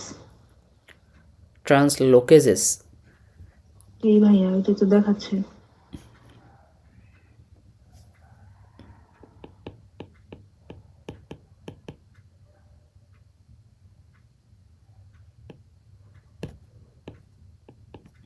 আর কেউ কি কিছু পাইছো? জি ভাই, এটাই আসছে ট্রান্সলোকেট। আচ্ছা, তাহলে এটাই আমার মনে নাই অ্যাকচুয়ালি। তো এখানে যেটা বলতেছিলাম, এই যে ট্রান্সলোকেজেস যেটা বললো এটা 7 নম্বরে, তার মানে ওইটা যে 7 নম্বরে, ওইটা 7 নম্বরে তোমাকে বলতে হবে। সমস্যা হলো এখানেই, তোমাকে এই সিরিয়ালে এই সব কিছু মনে রাখা লাগবে। যেটা অক্সিডো রিডাক্টেজ এটা 1 নম্বর, যেটা ট্রান্সফারেজ সেটা 2 নম্বর, যেটা হাইড্রোলেসেস সেটা 3 নম্বর, যেটা লাইসেস সেটা 4 নম্বর, যেটা আইসোমারেজেস সেটা 5 নম্বর। সমস্যা হলো এখানেই, তুমি দেখা গেল তুমি এটা ভাই আমাদের অ্যাডমিশন হচ্ছিল। হ্যাঁ, তো এই যে তোমার যে 7টা, এই 7টাই তুমি আর কি মনে রাখতে হবে সিরিয়ালি।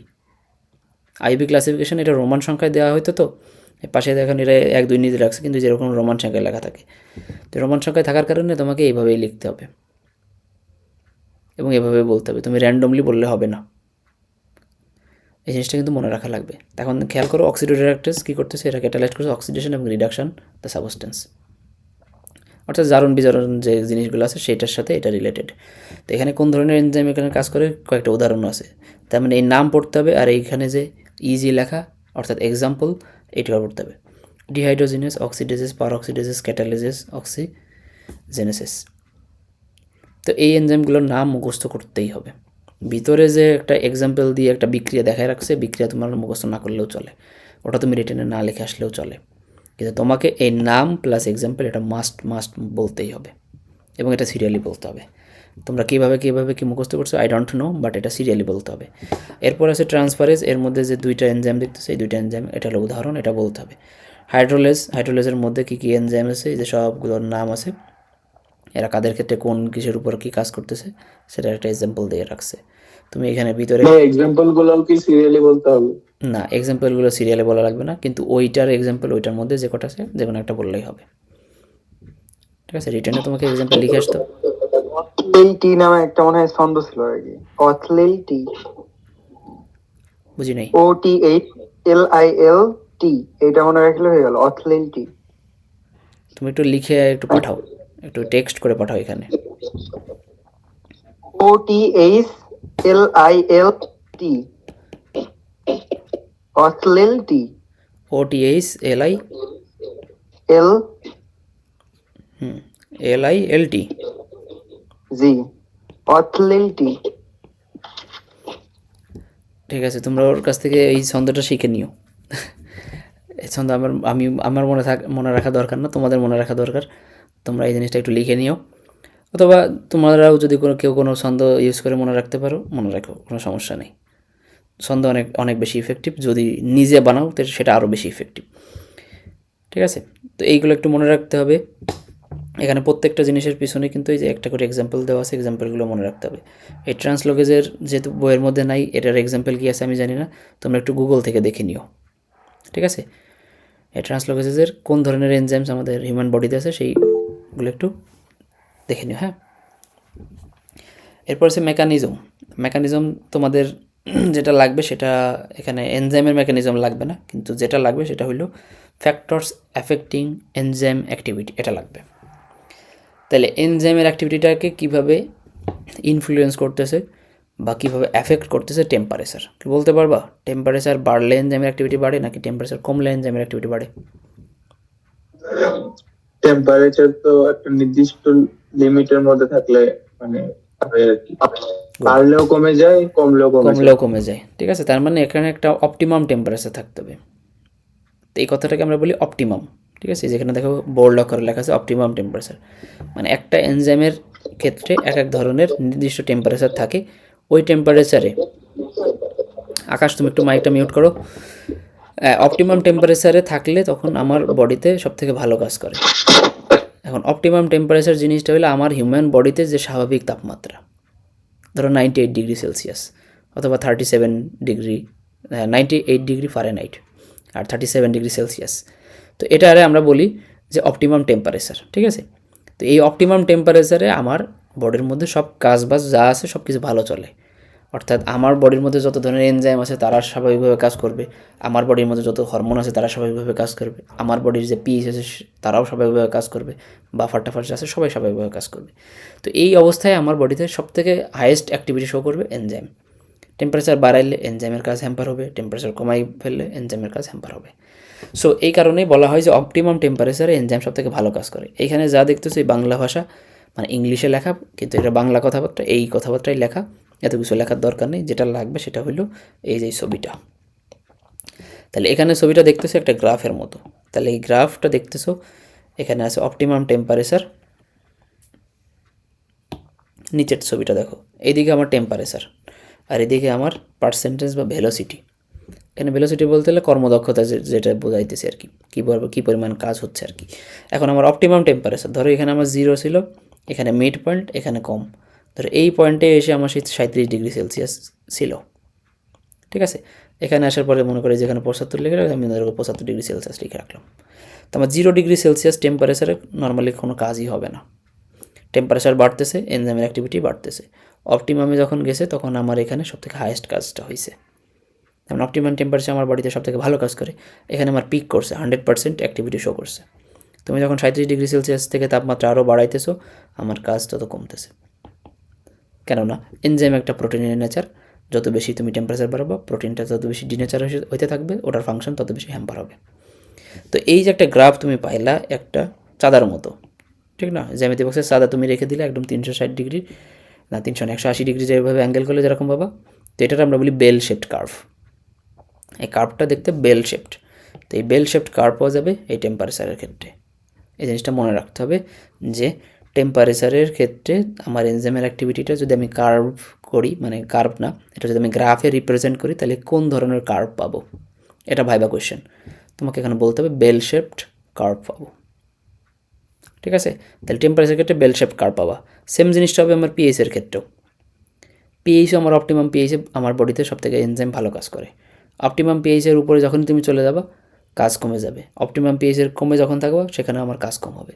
এখানেও সেমভাবে কাজ করবে, অর্থাৎ পিএইচ এবং টেম্পারেচার দুইটাই সেমভাবে কাজ করে এনজাইমের অ্যাক্টিভিটির উপরে।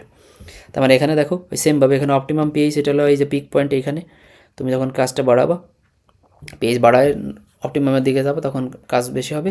ভেলোসিটিটা 100% হবে যখন আমার অপটিমাম পিএইচে পিক করবে, আবার যখন পিএইচটা অপটিমাম পিএইচের থেকে বেশি চলে যাবে তখন কী হবে, আমার কার্ভটা নিচের দিকে ডাউন করবে, তখন আমি এখানে কী পাবো, বেল শেপড কার্ভ পাবো। ঠিক আছে, এটা পিএইচের ক্ষেত্রে সেমভাবে। এরপরে সব সাবস্ট্রেট লেভেল। সাবস্ট্রেট লেভেলটা একটু বোঝার জিনিস, তুমি যতটুকু দিবা, এটা একটু মুছে নিই তারপর তোমাদের বলি।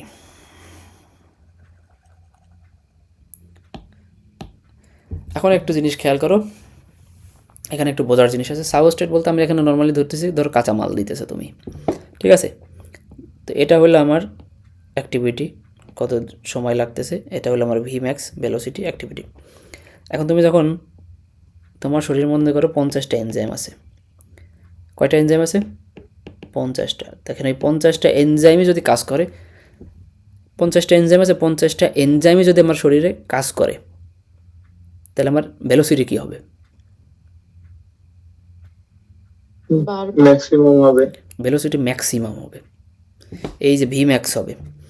এখন এই 50টা এনজাইমের জন্য বললাম আমরা সেটা, এখন 50টা এনজাইমকে তুমি কাজ করাবা, তাহলে তোমার সাবস্ট্রেট লাগবে কয়টা, 50। তাহলে 50টা সাবস্ট্রেট লাগবে।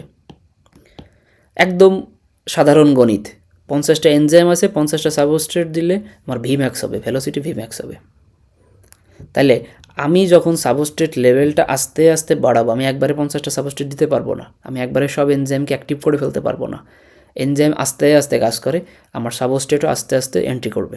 তাহলে আমি সাবস্ট্রেটের পরিমাণ বাড়াইতেছি, আমার ভেলোসিটি বাড়তেছে, ভেলোসিটি বাড়তেছে। যখন আমার বডির অপটিমাম বা ম্যাক্সিমাম এনজাইম ম্যাক্সিমাম সাবস্ট্রেটের সাথে বাইন্ড করবে, আমার তখন সেই জায়গায় যে ম্যাক্সিমাম ভেলোসিটি কী হবে, রিচ করবে সেই পর্যন্ত যে। এখন কথা হলো তুমি সাবস্ট্রেট আরও বাড়াইতেছো, সাবস্ট্রেট আরও বাড়াইলে কি কোনো ফলাফল পাবা কি পাবা না, স্যাচুরেটেড হয়ে যাবে। এখন অলরেডি স্যাচুরেটেড, আমার 50টা এনজাইম ছিল, 50টা সাবস্ট্রেটের সাথে বাইন্ড করে অ্যাক্টিভিটি কাজ, মানে কাজ করতেছে, অ্যাক্টিভলি কাজ করতেছে। তো কাজ করার কারণে গ্রাফটা এইভাবে সামনের দিকে আগাইতেছে, গ্রাফটা ফল করতেছে না। কেন করতেছে না ফল, কারণ আমার সাবস্ট্রেট যেহেতু আমার এনজাইমের অ্যাক্টিভিটিটাকে নষ্ট করতেছে না, এনজাইমের অ্যাক্টিভিটিটাকে বাড়ায়ও দিতেছে না, যার কারণে আমার গ্রাফ উপরের দিকেও যাইতেছে না, নিচের দিকেও যাইতেছে না, গ্রাফটা তখন সমান্তরাল সামনের দিকে চলে যাইতেছে। কারণ এনজাইম কাজ করতেছে, সাবস্ট্রেট বেশি হওয়া কম হওয়াতে এনজাইমের অ্যাক্টিভিটি এখানে কম বেশি হবে না, যখন আমার এনজাইমের অ্যাক্টিভিটি ভি ম্যাক্সে পৌঁছাবে। কিন্তু ভি ম্যাক্সে পৌঁছানোর আগ পর্যন্ত দেখো এই গ্রাফটা আমার উপরের দিকে গেছে, কারণ তখন আমার 50টা এনজাইমের মধ্যে 50টা এনজাইমে সাবস্ট্রেটের সাথে কমপ্লিটলি বাইন্ড করতে পারে নাই। যখনই আমার কমপ্লিটলি বাইন্ড করছে, তখন আমার গ্রাফটা সমান্তরালে চলা শুরু করছে। তুমি এরপরে 50টার জায়গায় বেশি দাও, 100টা সাবস্ট্রেট দাও, কোনো কাজ হবে না। তুমি যদি সাবস্ট্রেট কমায় 50টায় নিয়ে চলে আসো আবার, তাতেও কোনো কাজ হবে না। এনজাইমের কাজ করার জন্য যে 50 জন দরকার ছিল, 50 জনের সাথেও বাইন্ড করে গেছে অলরেডি। এই জন্য কাজ আমার ম্যাক্সিমামে যে সমান্তরালে চলতে থাকবে, যতক্ষণ ওর কাজ শেষ হবে ততক্ষণ পর্যন্ত গ্রাফ এভাবে সমান্তরাল চলতে থাকবে। বুঝছো? তাহলে এখানে খেয়াল করো, এই যেখানে saturation point reach when all the active site of the enzyme get occupied, beyond the saturation point no more rise of enzyme activity seen because substrate fails to bind with enzyme. মানে কি, তোমার আর enzyme নাই, তুমি bind করাবা কার সাথে? মানে যেটা বললাম বাংলা কথা, সেটা এখানে ইংলিশে লেখা আছে। বুঝছো সবাই? কি ভাইয়া? কেউ যদি না বুঝে থাকো কোশ্চেন করবা, এই জিনিসগুলো তোমাকে ভাইভাতে কিন্তু এক্সপ্লেইন করতে হবে। আমি তোমাদের বোঝানোর জন্য হয়তো বিভিন্ন সময় বিভিন্ন রকম হাস্যরসাত্মক এক্সাম্পল দিয়ে থাকি, কিন্তু তুমি কিন্তু ভাইভা বোর্ডে যে এরকম এক্সাম্পল দিতে পারবে না। সো তোমাকে বুঝতে হবে যে জিনিসটা আসলে কীভাবে কী হইতেছে, তোমাকে কেন ফান্ডামেন্টালটা বুঝতে হবে, তাইলে তুমি এখানে তোমার উদাহরণটা তুমি দিতে পারবা। কারণ তুমি যদি এখানকার মেকানিজম বা সিস্টেমটা বোঝো, তুমি বই পড়ার পরে জিনিসটা বুঝতে পারবা যে হ্যাঁ ভাইয়া তো এইটা বলছিল, তার মানে এখানে এইভাবে কাজ করতেছে। ঠিক আছে? তো তোমাকে কিন্তু ভাইভা বোর্ডে বইয়ের ভাষাতেই বলতে হবে, কিন্তু বইয়ের ভাষা বুঝতে হইলে তোমাকে আগে নিজের ভাষায় বুঝতে হবে অ্যাকচুয়ালি হচ্ছেটা কি। তুমি যখন নিজের ভাষায় বুঝতে পারবে, তখন তুমি তোমার বইয়ের ভাষা এবং নিজের ভাষার মধ্যে একটা যোগসূত্র স্থাপন করতে পারবো। তা নাহলে কিন্তু বুঝবা না যে বইয়ে কী বলতেছে আর আমি কি থিঙ্কিং করতেছি আর কি। সো এই জিনিসটা কিন্তু অনেক ইম্পর্টেন্ট। এরপরে এখানে আছে, আর এখান থেকে কিছু লাগবে না, এখানে এই যে হাইপারবোলিক কার্ভ হয় এখানে, ঠিক আছে? এই কার্ভটা হলো হাইপারবোলিক কার্ভ, এরকম যে এরকম চলে আসে আর কি, হাইপারবোলিক কার্ভ বলে এটারে। এরপর আছে এনজাইমের কনসেন্ট্রেশন। এখন এনজাইমের কনসেন্ট্রেশন তুমি যত বাড়াবা, কাজ তত বেশি হবে। তুমি শরীরের মধ্যে যত বেশি এনজাইম দিবা, যত মানে ওই এনজাইমের কেমিক্যাল রিয়াকশন, যে কেমিক্যাল রিয়াকশন এনজাইমের অ্যাক্টিভিটি ঠিক তত বাড়বে। তার মানে গ্রাফ সবসময় ঊর্ধ্বমুখী থাকবে এটার। এনজাইমের কনসেন্ট্রেশন বেশি, কেমিক্যাল রিয়াকশন বেশি। এনজাইমের মানে কনসেন্ট্রেশন কম, কেমিক্যাল রিয়াকশন কম। ঠিক আছে, তাহলে এখানে আমার এই গ্রাফটা কীরকম গ্রাফ হবে?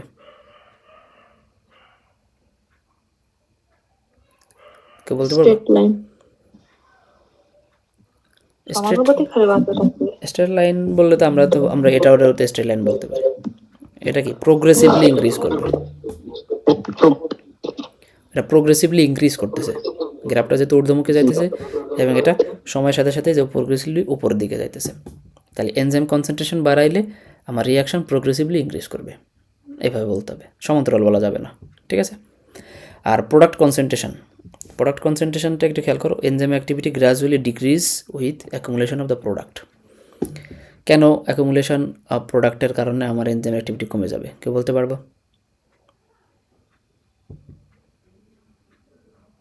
এনজাইম প্রশ্নটা প্রোডাক্টের কনসেন্ট্রেশন বাড়লে কেন এনজাইমের অ্যাক্টিভিটি কমে যাবে?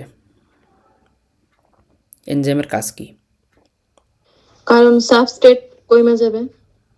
এখন সাবস্ট্রেট আর এনজাইম দুজন মিলে কাজ করে প্রোডাক্ট তৈরি করা। এখন প্রোডাক্টটি যদি আমার বেশি হয়ে যায়, আমার কি আর কাজ করার দরকার আছে? কাজ করার তো দরকার নেই, তাই না? তো ধরো ওই যে আমাদের ধরো বিভিন্ন ফ্যাক্টরি থাকে না, ফ্যাক্টরির মধ্যে আমরা কাঁচামাল দিই, তো আমরা যে সাবস্ট্রেটটাকে মনে করি একটা কাঁচামাল, আর যারা আর কি ওখানে ওয়ার্কার তারা মনে করে একটা এনজাইম। তাহলে কাঁচামালগুলো নিয়ে আমার যে ওয়ার্কার আছে তারা কাজ করে কি করে? প্রোডাক্ট তৈরি করে। এখন ধরো যেই পরিমাণ কাঁচামাল দিছিলা, ওয়ার্কাররা সব কাঁচামালগুলো থেকে প্রোডাক্ট তৈরি করে ফেলছে। এখন আমার কারখানার মধ্যে প্রোডাক্ট ভরপুর, এখন কি আমার নতুন করে কাঁচামাল আনার কোনো দরকার আছে? যতক্ষণ না আমি প্রোডাক্টগুলো বিক্রি করতে পারবো ততক্ষণ তো আমার আর নতুন প্রোডাক্ট তৈরি করার কোনো দরকার নেই। আমাদের বডির ক্ষেত্রে সেরকম, যখন আমার প্রোডাক্টের কনসেন্ট্রেশন বেড়ে গেছে তখন এনজাইম তার কাজটাকে কমাই দিবে। কেন কমাই দিবে? কারণ তার জন্য যথেষ্ট পরিমাণ সাবস্ট্রেট নাই, আর সাবস্ট্রেট থাকলেও আমার এখন বডিতে চাহিদা নেই, কারণ আমার যথেষ্ট পরিমাণ প্রোডাক্ট আছে। যেহেতু প্রোডাক্ট আছে সেহেতু আমার এনজাইম এখন না কাজ করলেও চলবে, ওই প্রোডাক্টগুলো ব্যয় হবে বা ব্যবহার করা হবে, তারপরে যখন আবার ওটার ডিমান্ড হবে তখন আমার বডি আবার নতুন করে কাজ শুরু করবে। এটা হলো সহজ হিসাব, যে এনজাইমের activity gradually decrease with accumulation of product. যখন সেলের মধ্যে প্রোডাক্ট বেশি তখন আর নতুন করে এনজাইমের অ্যাক্টিভিটি শো করবে না। ঠিক আছে, এটা হলো এখানকার কথা। এবার আসো এনজাইমের inhibition of the enzyme activity. এনজাইমকে ইনহিবিট করে কারা, বা এনজাইমের অ্যাক্টিভিটিটাকে ইনহিবিট করতেছে কারা, সেটা আমরা একটু খেয়াল করি। এখানে আছে রিভার্সিবল ইনহিবিশন আর একটা আছে ইরিভার্সিবল ইনহিবিশন। তার মানে রিভার্সিবল ইনহিবিশন মানে হলো এদেরকে সরাই ফেললে এনজাইমের অ্যাক্টিভিটিটা আবার আগের মতো স্বাভাবিকে আসবে, এটা হলো রিভার্সিবল। এখন আছে কম্পিটিটিভ ইনহিবিশন। মনে করো এটা হলো এ হলো আমার একটা সেল, যেই সেলের উপরে ধরো দুইটা এনজাইম কাজ করে। একটা মনে করো নাম দিলাম ই, আর একটা নাম দিলাম এফ। তাহলে ই এনজাইম এবং এফ এনজাইম এই দুইটাই আমার এ সেলের উপরে কাজ করে। তো ই এনজাইম যেটা, সেটা মনে করো স্টিমুলেটরি এনজাইম, যেটা এফ সেটা কি ইনহিবিটরি এনজাইম। তার মানে ই এনজাইমটা যে যদি আমার এর উপর কাজ করে এর অ্যাক্টিভিটিটাকে বাড়াই দিবে, এফটা যে যদি আমার এর উপরে কাজ করে এর অ্যাক্টিভিটিটাকে কমাই দিবে। এখন কম্পিটিটিভ ইনহিবিশনের ক্ষেত্রে এখানে দুইজনই আমার কি থাকবে? ইনহিবিটরি থাকবে। তার মানে এফও যে আমাকে ইনহিবিট করবে এর অ্যাক্টিভিটিটাকে, আমার ইও যে বাইন্ড করলে এর অ্যাক্টিভিটিটাকে ইনহিবিট করবে। তার মানে কম্পিটিটিভ ইনহিবিশন, ই এবং এফ দুইজনই ইনহিবিটরি কাজ করবে। তাহলে যেই যে বাইন্ড করবে আমার এর সাথে সেই কী করবে? ইনহিবিট করবে। এটা হলো কম্পিটিটিভ ইনহিবিশন। আর আছে নন কম্পিটিটিভ ইনহিবিশন কি? মনে করো এখানে বললাম যে ই আমার ইনহিবিট করে, ধরো এফ কোনো কাজই করে না, এ কোনো ইনহিবিশন বা কিছুই করে না। ঠিক আছে, তাহলে আমার এখানে যে যদি কোনো কারণে ই এর বদলে যে যদি আমার এফ বাইন্ড করে সেখানে কি হবে? কাজটা কি হবে? কে বলতে পারো? ইনহিবিটই তো করবে। এফ কোনো কিছুই করে না, ইনহিবিটও করে না, স্টিমুলেটও করে না। তাহলে এর উপরে যে কাজ করলে কি করবে? কিছুই করবে না, এখানে কিছুই করবে না। একে তো সে ই এর সাথে কম্পিট করেও যায় নাই, আবার দ্বিতীয়ত ও ইনহিবিটও করে না, স্টিমুলেটও করে না। কিন্তু যখন কম্পিটিটিভ ইনহিবিটর আমরা বলতেছিলাম এও ইনহিবিট করে এও ইনহিবিট করে এবং এরা দুইজনই কম্পিট করে কে আগে যে এর সাথে বাইন্ড করবে। এখন আগে যে যাবে সেই যে ইনহিবিট করবে। তো তোমার এফ আগে যাক আর ই আগে যাক, দুইজনের ধর্মই এক, ঠিক আছে। ই আগে গেলেও ওকে ইনহিবিট করবে, এফ আগে গেলেও ইনহিবিট করবে, কিন্তু এরা দুইজন নিজেদের মধ্যে কম্পিটিশন করবে। ই আর এফ এরা নিজেদের মধ্যে কম্পিটিশন করে কে আগে যে এর সাথে বাইন্ড করবে, সেটাকে আমরা বলতেছি কম্পিটিটিভ ইনহিবিশন, ঠিক আছে। তাহলে কম্পিটিটিভ ইনহিবিশনের মধ্যে কারা আছে একটু খেয়াল করো। এই ধরো মোনো অ্যামাইন অক্সিডেজ ইনহিবিটর, এরা এই এনজাইমের উপরে যে কাজ করবে বলতে কি এনজাইমের সাথে যে বাইন্ড করে একে কী করবে, ইনহিবিট করবে। অ্যালোপিউরিনল এটা কী করবে, জ্যান্থিন অক্সিডেজ এনজাইমের উপরে যে কাজ করবে এবং সেটাকে ইনহিবিট করবে, বুঝছো। এখানে আরও যে এনজাইমগুলো দেখছো এরা এর উপর যে কাজ করবে এবং এই এনজাইমগুলোর অ্যাক্টিভিটিটাকে কমাই দিবে। আর এখানে যারা দেখতেছে জেনেটিক্সে এগুলো আছে, এগুলোর ব্যবহার? হ্যাঁ, এগুলো তো আমাদের বডিতে লাগবে, এগুলোর অ্যাক্টিভিটি তো আমাদের আছেই। এখানে অনেকগুলোর আছে যেগুলো না থাকলে আমাদের বডিতে বিভিন্ন রকম সমস্যা হয়। বলছি যে জেনেটিক্সে যে মেন্ডেলের যে দ্বিতীয় সূত্রে যে ব্যতিক্রমগুলো ছিল ওইগুলোতে কি এইভাবে কাজ করছে এনজাইম? জেনেটিক্সের মধ্যে বুঝি না তোমার কথা, জেনেটিক্স বলছি যে মেন্ডেলের দ্বিতীয় সূত্রের যে ব্যতিক্রমগুলো ছিল ওইখানে তো যে একটা যদি না, তুমি যেটা বলছো সেই যে ওটার ওই ক্ষেত্রে প্রকট জিন প্রচ্ছন্ন জিন ওই কথার কথা বলতেছো, ওটা জিন তত্ত্ব আর এটা এনজাইম, ওটা আলাদা একটু, ঠিক আছে। ওটার এটা এক না, কিন্তু হ্যাঁ তোমার জেনেটিক্সের মধ্যেও ওই এনজাইমের ফাংশন আছে। কিন্তু তুমি যেটা মানে এখানে যেটা বলতেছি এই এনজাইমগুলো না থাকলে এনজাইমের ডেফিসিয়েন্সির কারণে তখন ওইখানে জেনেটিক্সের মধ্যে মিউটেশন টাইপের জিনিসপত্র আসে, ঠিক আছে। এদের ধর্ম সবসময় সেমই থাকবে, এটার কারণে জেনেটিক্সের মধ্যে কিছু আসবে না, ঠিক আছে। এখানে প্রকট জিন প্রচ্ছন্ন জিন ওইগুলোর মধ্যে ডিএনএ আর এনএর কথাবার্তা আসবে, এই ইনহিবিশনের কথাবার্তা ওইখানে যাবে না, বুঝছো আমার কথা। না কিছু ভাই কিছু ভিডিওতে দেখছিলাম যে যে ফুলের কালারের বিভিন্ন এনজাইম ওই জায়গায় যে যখন কাজ না করে তখন একটা কালার হয় না এই ওটাতে তুমি যেটা বলছো সেটা ঠিক আছে। ধরো জেনেটিক যে মিউটেশনগুলো হয় ওই প্রকট জিন বা প্রচ্ছন্ন জিন ওইগুলো তো মিউটেশনের মাধ্যমে এক একটা থেকে এক একটা বিভিন্ন রকম ভ্যারাইটিস আসে, ওখানে বিভিন্ন রকম এনজাইম কাজ করে, সেখানেও ইনহিবিটর এনজাইম সেখানেও আছে। কিন্তু এই জায়গার যে জিনিসগুলো দেখতেছে অনেকটা সিমিলারই, তুমি যেটা বলতে চাচ্ছ সেখানেও এরকম বিভিন্ন রকম এনজাইম আছে, সেই এনজাইমগুলোর অ্যাক্টিভিটিটাকে বিভিন্ন ইনহিবিটর যে সাপ্রেস করতেছে, সাপ্রেস করার কারণে যেটা আমার ওইখানে ধরো প্রকট জিন ছিল সেটা তখন আত্মপ্রকাশ করতেছে, ঠিক আছে, যেটা প্রচ্ছন্ন ছিল সেটা হয়তো বা আত্মপ্রকাশ করতেছে না। হ্যাঁ, ওইখানে যে যা আছে ওই মটরশুঁটির উদাহরণ বা তুমি যে ফুলের কালার দেখো সবই মানে এনজাইমের অ্যাক্টিভিটির কারণেই হয়, কারণ এনজাইম বলো বা প্রোটিন বলো সবই তোমার এই মানে কেমিক্যাল ইন নেচার বলো বা প্রোটিন ইন নেচার বলো এরাই কাজ করতেছে ওখানে, ঠিক আছে। তো তোমার এনজাইম বা এখানে যে অক্সিডেজ যে এখানে যে এনজাইমগুলো দেখতেছো বা একটার উপর একটা যে ইনহিবিট করতেছে, তো সেখানেও ওরকম কোনো না কোনো জায়গায় ইনহিবিটর থাকবে, কোনো ইনহিবিটর থাকার কারণে ন্যাচারাল যেটা প্রকাশ করার কথা ছিল সেটা প্রকাশ করবে না, এই ইনহিবিটরগুলোর মাধ্যমেই করবে। কিন্তু ওটা আর এটা একটু ডিফারেন্ট, অনেকটা ডিফারেন্ট আছে ওখানে, ঠিক আছে। ওখানকার ওই এনজাইমগুলো নর্মালি ওই ডিএনএ থেকে আসবে, ওখানে ট্রান্সক্রিপশন ট্রান্সলেশন বহু রকম জিনিসপত্র ওখান থেকে আসবে, ওখান থেকে আসার পরে এক একটা স্পেসিফিক ট্রান্সক্রিপশন হওয়ার পরে এক ধরনের স্পেসিফিক অ্যামিনো অ্যাসিড আসবে, অ্যামিনো অ্যাসিড আসার পরে সেখান থেকে আমার এনজাইমগুলোর কাজ করবে, ওইগুলোর উপরে যে কাজ করবে, বুঝছো।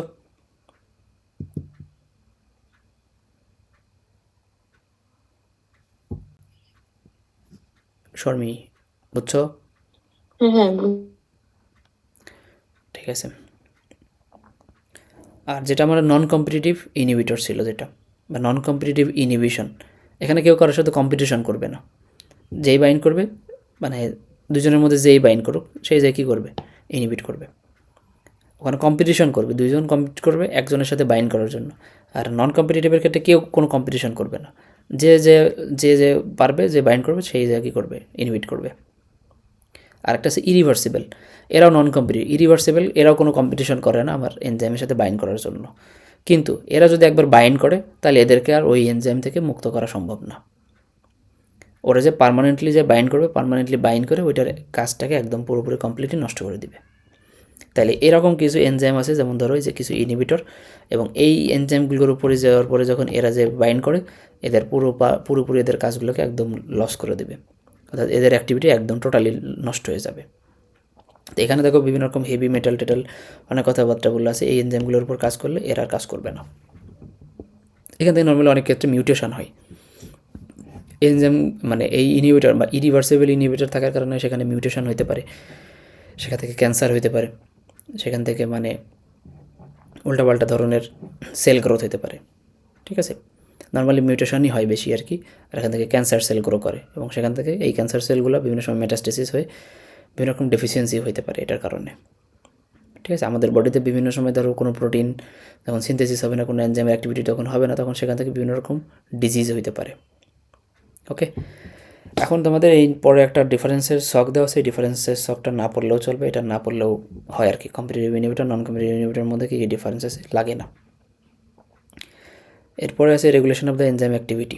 এনজাইমের অ্যাক্টিভিটিটাকে তোমরা কীভাবে রেগুলেট করতে পারো, এই রেগুলেট জিনিসটা এটা হলো তোমাদের রিটেনেও আসে এবং মাঝে মাঝে ভাইবাতেও জিজ্ঞেস করে।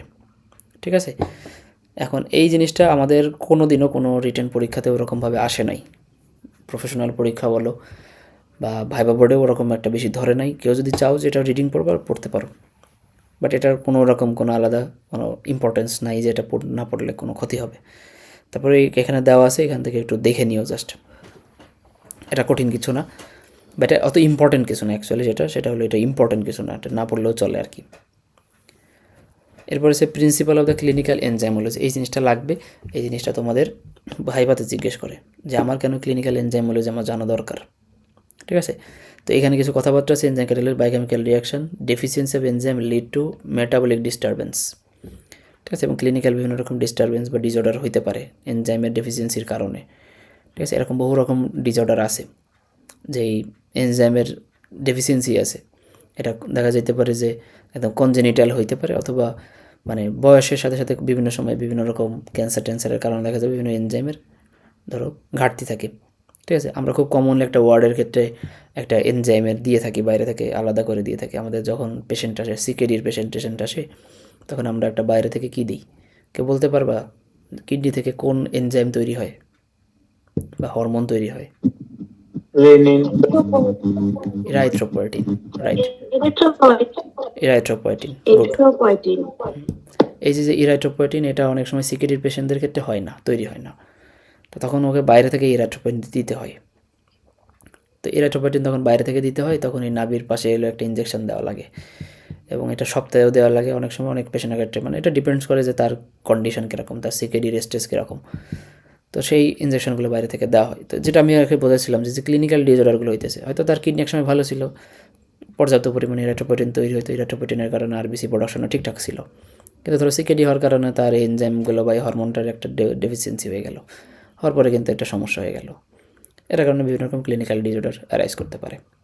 ওকে, আবার ধরো যাদের পেপটিক আলসার ডিজিজ আছে, তাদের ক্ষেত্রে ওই পেপটিক আলসার ডিজিজ হওয়ার কারণে ধরো স্টোমাকের লেয়ারগুলো তো অলরেডি জায়গায় জায়গায় নষ্ট হয়ে যায়, তখন আমার যে গ্যাস্ট্রিক ইরোশন থাকে, তখন আমাদের স্টোমাক থেকে যে এনজাইমগুলো রিলিজ হয় সেগুলোর অ্যাক্টিভিটি নষ্ট হয়ে যায়, তখন সেখান থেকে আমরা বিভিন্ন রকম ক্লিনিক্যাল সমস্যা হতে পারে, পেপটিক আলসার ডিজিজ হতে পারে। এর পরবর্তীতে জার বহু রকম যে অ্যাসিডাস মানে অ্যাসিডিক যে রিফ্লাক্সগুলো থাকে ওইগুলো ডেভেলপ করতে পারে। তো এগুলো বিভিন্ন সময় বিভিন্ন রকম এনজাইমের ডেফিসিয়েন্সির কারণে এটা হইতে পারে আর কি। তো তোমাদের এটা বলার কারণ হলো, মানে কোশ্চেনটা হলো যে কী কারণে আমার ক্লিনিক্যাল এনজাইমোলজি যেটা জানা দরকার। ঠিক আছে, এরপরে দেখো যে enzyme distribution shows tissue specificity, intercellular location specificity. তার মানে আমি একটা এনজাইম সম্পর্কে জানতেছি, এটা টিস্যু স্পেসিফিসিটি আছে এবং এটা বিভিন্ন রকম লোকেশনাল স্পেসিফিসিটিও শো করে। এনজাইমের activity inhibit by different molecules, reversible irreversible, যেটা একটু আগে দেখে আসলাম। Competitive non competitive enzyme can be produce commercially by laboratory, তুমি বাইরে থেকে এনজাইম তৈরি করতে পারো। আমরা বিভিন্ন সময় ধরো প্যানক্রিয়াটিক ডিজিজ যাদের থাকে, প্যানক্রিয়াস, ধরো প্যানক্রিয়াসের মধ্যে আমরা ওই অ্যাকিউট প্যানক্রিয়াটাইটিস বলি আর কি, অ্যাকিউট প্যানক্রিয়াটাইটিস বা ক্রনিক প্যানক্রিয়াটাইটিস। অনেক সময় দেখা যায় যে মানে হেড অফ দ্য প্যানক্রিয়াস, মানে প্যানক্রিয়াটিক হেডের যদি কোনো সময় কার্সিনোমা হয়ে যায়, তখন দেখা যায় প্যানক্রিয়াস থেকে যে এনজাইমগুলো রিলিজ হয় সেটা আর ঠিকঠাকভাবে রিলিজ হয় না, মানে প্যানক্রিয়াটিক জুসটা রিলিজ হয় না। তখন আমরা বাইরে থেকে কিন্তু এরকম ট্যাবলেট ফর্মে বিভিন্ন রকম এনজাইম পাওয়া যায়, জাইমোজেন, এনজাইম, এরকম বিভিন্ন নামে বাজারে পাওয়া যায়। তখন ওই প্যাঙ্ক্রিয়াটিক ওই এনজাইমগুলো 3 বেলা খাওয়াইতে হয় তাকে, সারা জীবন তাকে খেয়েই যাইতে হবে। এই যে এরকম আমরা ফর্মুলা করে বানাই নিয়ে আসতেছি কমার্শিয়ালি, এই জিনিসগুলো দিয়ে থাকি। নর্মালি এগুলো প্যাঙ্ক্রিয়াটিক ডিজিজ যাতে থাকে তাদের ক্ষেত্রে আমরা এই বিভিন্ন রকম দিয়ে থাকি আর কি। আমি জাস্ট একটা জিনিসের উদাহরণ বললাম। তো এরকম আরও হয়তো বিভিন্ন অর্গান আছে যে অর্গানগুলো থেকে এনজাইম রিলিজ হয়, সেই অর্গানগুলো যদি কোনো কারণে মানে সেটার অ্যাক্টিভিটিটা কমে যায় বা সেটার কার্যক্ষমতা যদি নষ্ট হয়ে যায়, তখন আমাকে বাইরে থেকে এনজাইম দিতে হইতে পারে। এরপর ধরো আছে যেমন যে প্লাজমা কন্টেন্ট ফাংশনাল এবং নন ফাংশনাল এনজাইম। বিভিন্ন রকম ফাংশনাল এনজাইম আমাদের প্লাজমাতে সার্কুলেট করে আর কি। ঠিক আছে, এখানে কিছু উদাহরণ দেওয়া আছে যেমন থ্রোম্বিন, প্লাজমিন, লিপোপ্রোটিন, লাইপেজ। দেখো এই জিনিস লাগবে না, প্রথম 5টা পয়েন্ট একটু মনে রাখো যে আমাদের ক্লিনিক্যাল এনজাইমোলজি সম্পর্কে কেন জানা দরকার। এনজাইম থেকে মোটামুটি এইটুকুই। এখন এখান থেকে এনজাইম ডেফিসিয়েন্সিতে এই যে কিছু ডিজিজের কথাবার্তা বলা আছে, ঠিক আছে। তো এখানে ধরো এই যে ল্যাকটোজ ইনটলারেন্স, যাদের এই ল্যাকটোজ ইনটলারেন্স থাকে আর কি, তো দেখবে যে তারা ওই ডেইরি প্রোডাক্ট খেলে তাদের হজম হয় না, মানে ডিসেন্ট্রি হয়ে যায় আর কি। ঠিক আছে, তখন এই যে ল্যাকটোজ ইনটলারেন্সে এই ল্যাকটেজ এনজাইমটা থাকে না, যেটা মিল্কের মধ্যে যে ল্যাকটোলোজ থাকে সেটাকে ব্রেকডাউন করতে পারে না, তখন ওই ল্যাকটোজ ইনটলারেন্স হয়। যে গ্লুকোজ 6-ফসফেট ডিহাইড্রোজেনেস একটা এনজাইম থাকে, এটার কারণে যদি এই এনজাইমটা না থাকে তাহলে আমার হিমোলাইটিক অ্যানিমিয়া হয়। অ্যানিমিয়া হওয়ার পিছনে এখানে হিমোলাইসিস হয়ে যায় আর কি, আরবিসিগুলো ব্রেকডাউন করে, আরবিসিগুলোর সিনথেসিস না হওয়ার কারণে। কারো যদি গ্লাইকোজেন স্টোরেজ ডিজিজ থাকে তখন তার গ্লাইকোজেন মেটাবলিজম হয় না। লাইসোজোমাল এনজাইমের অ্যাবসেন্সের কারণে লাইসোজোমাল স্টোরেজ ডিজিজ হয়। ঠিক আছে, তো এইখানে কিছু এনজাইম ডেফিসিয়েন্সির কারণে কিছু ডিজিজের কথা বলা আছে, এবং কিছু ধরো ডায়াগনস্টিক টুল হিসেবে আমরা কিছু এনজাইম ব্যবহার করি। তো তোমরা ধরো বিভিন্ন সময় দেখবে যে লিভার ফাংশন টেস্ট করতে দেওয়া হয়, তোমাদের হয়তো অনেক সময় অনেক রিপোর্ট দেখবা, তোমাদের ফ্যামিলি মেম্বারদের অনেক সময় দেখবা যেরকম করা হয় যে কারোর লিভার ডিজিজ আছে, তো তাদের ক্ষেত্রে আমরা কী করি, এরকম টেস্ট করাই, আমরা বলি যে লিভার ফাংশন টেস্ট, এলএফটি। তো লিভার ফাংশন টেস্টে আমরা বিভিন্ন রকম স্পেসিফিক এনজাইম দেখি। তো এই স্পেসিফিক এনজাইমের মধ্যে গেলে যে এএলটি, এএসটি, এলপি এগুলো দেখি। ঠিক আছে, এর মধ্যে এক একটা এনজাইম এক একটা ধরনের রোগের ক্ষেত্রে বাড়ে। ধরো কারো সিরোসিস অফ লিভার হয়েছে, তার ক্ষেত্রে এক ধরনের এনজাইম বাড়বে।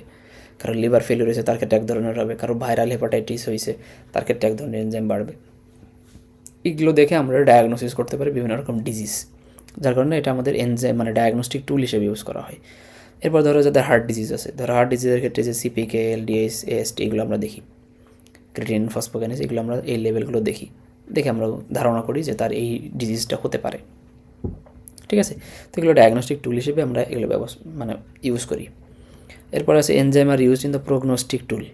প্রগনোস্টিক টুল মানে হলো ধরো তোমার কারো একটা লিভার ডিজিজ আসছে, এএলটি, তুমি এএলটি করছো, ধরো এএলটি আমি এমনি সাপোজ বলতেছি, ধরো এটা নর্মাল ভ্যালু 20, তুমি তার ক্ষেত্রে পাইলে 220, তার মানে কি তুমি ধরে নিলে যে তার লিভার ডিজিজ আছে কি নাই।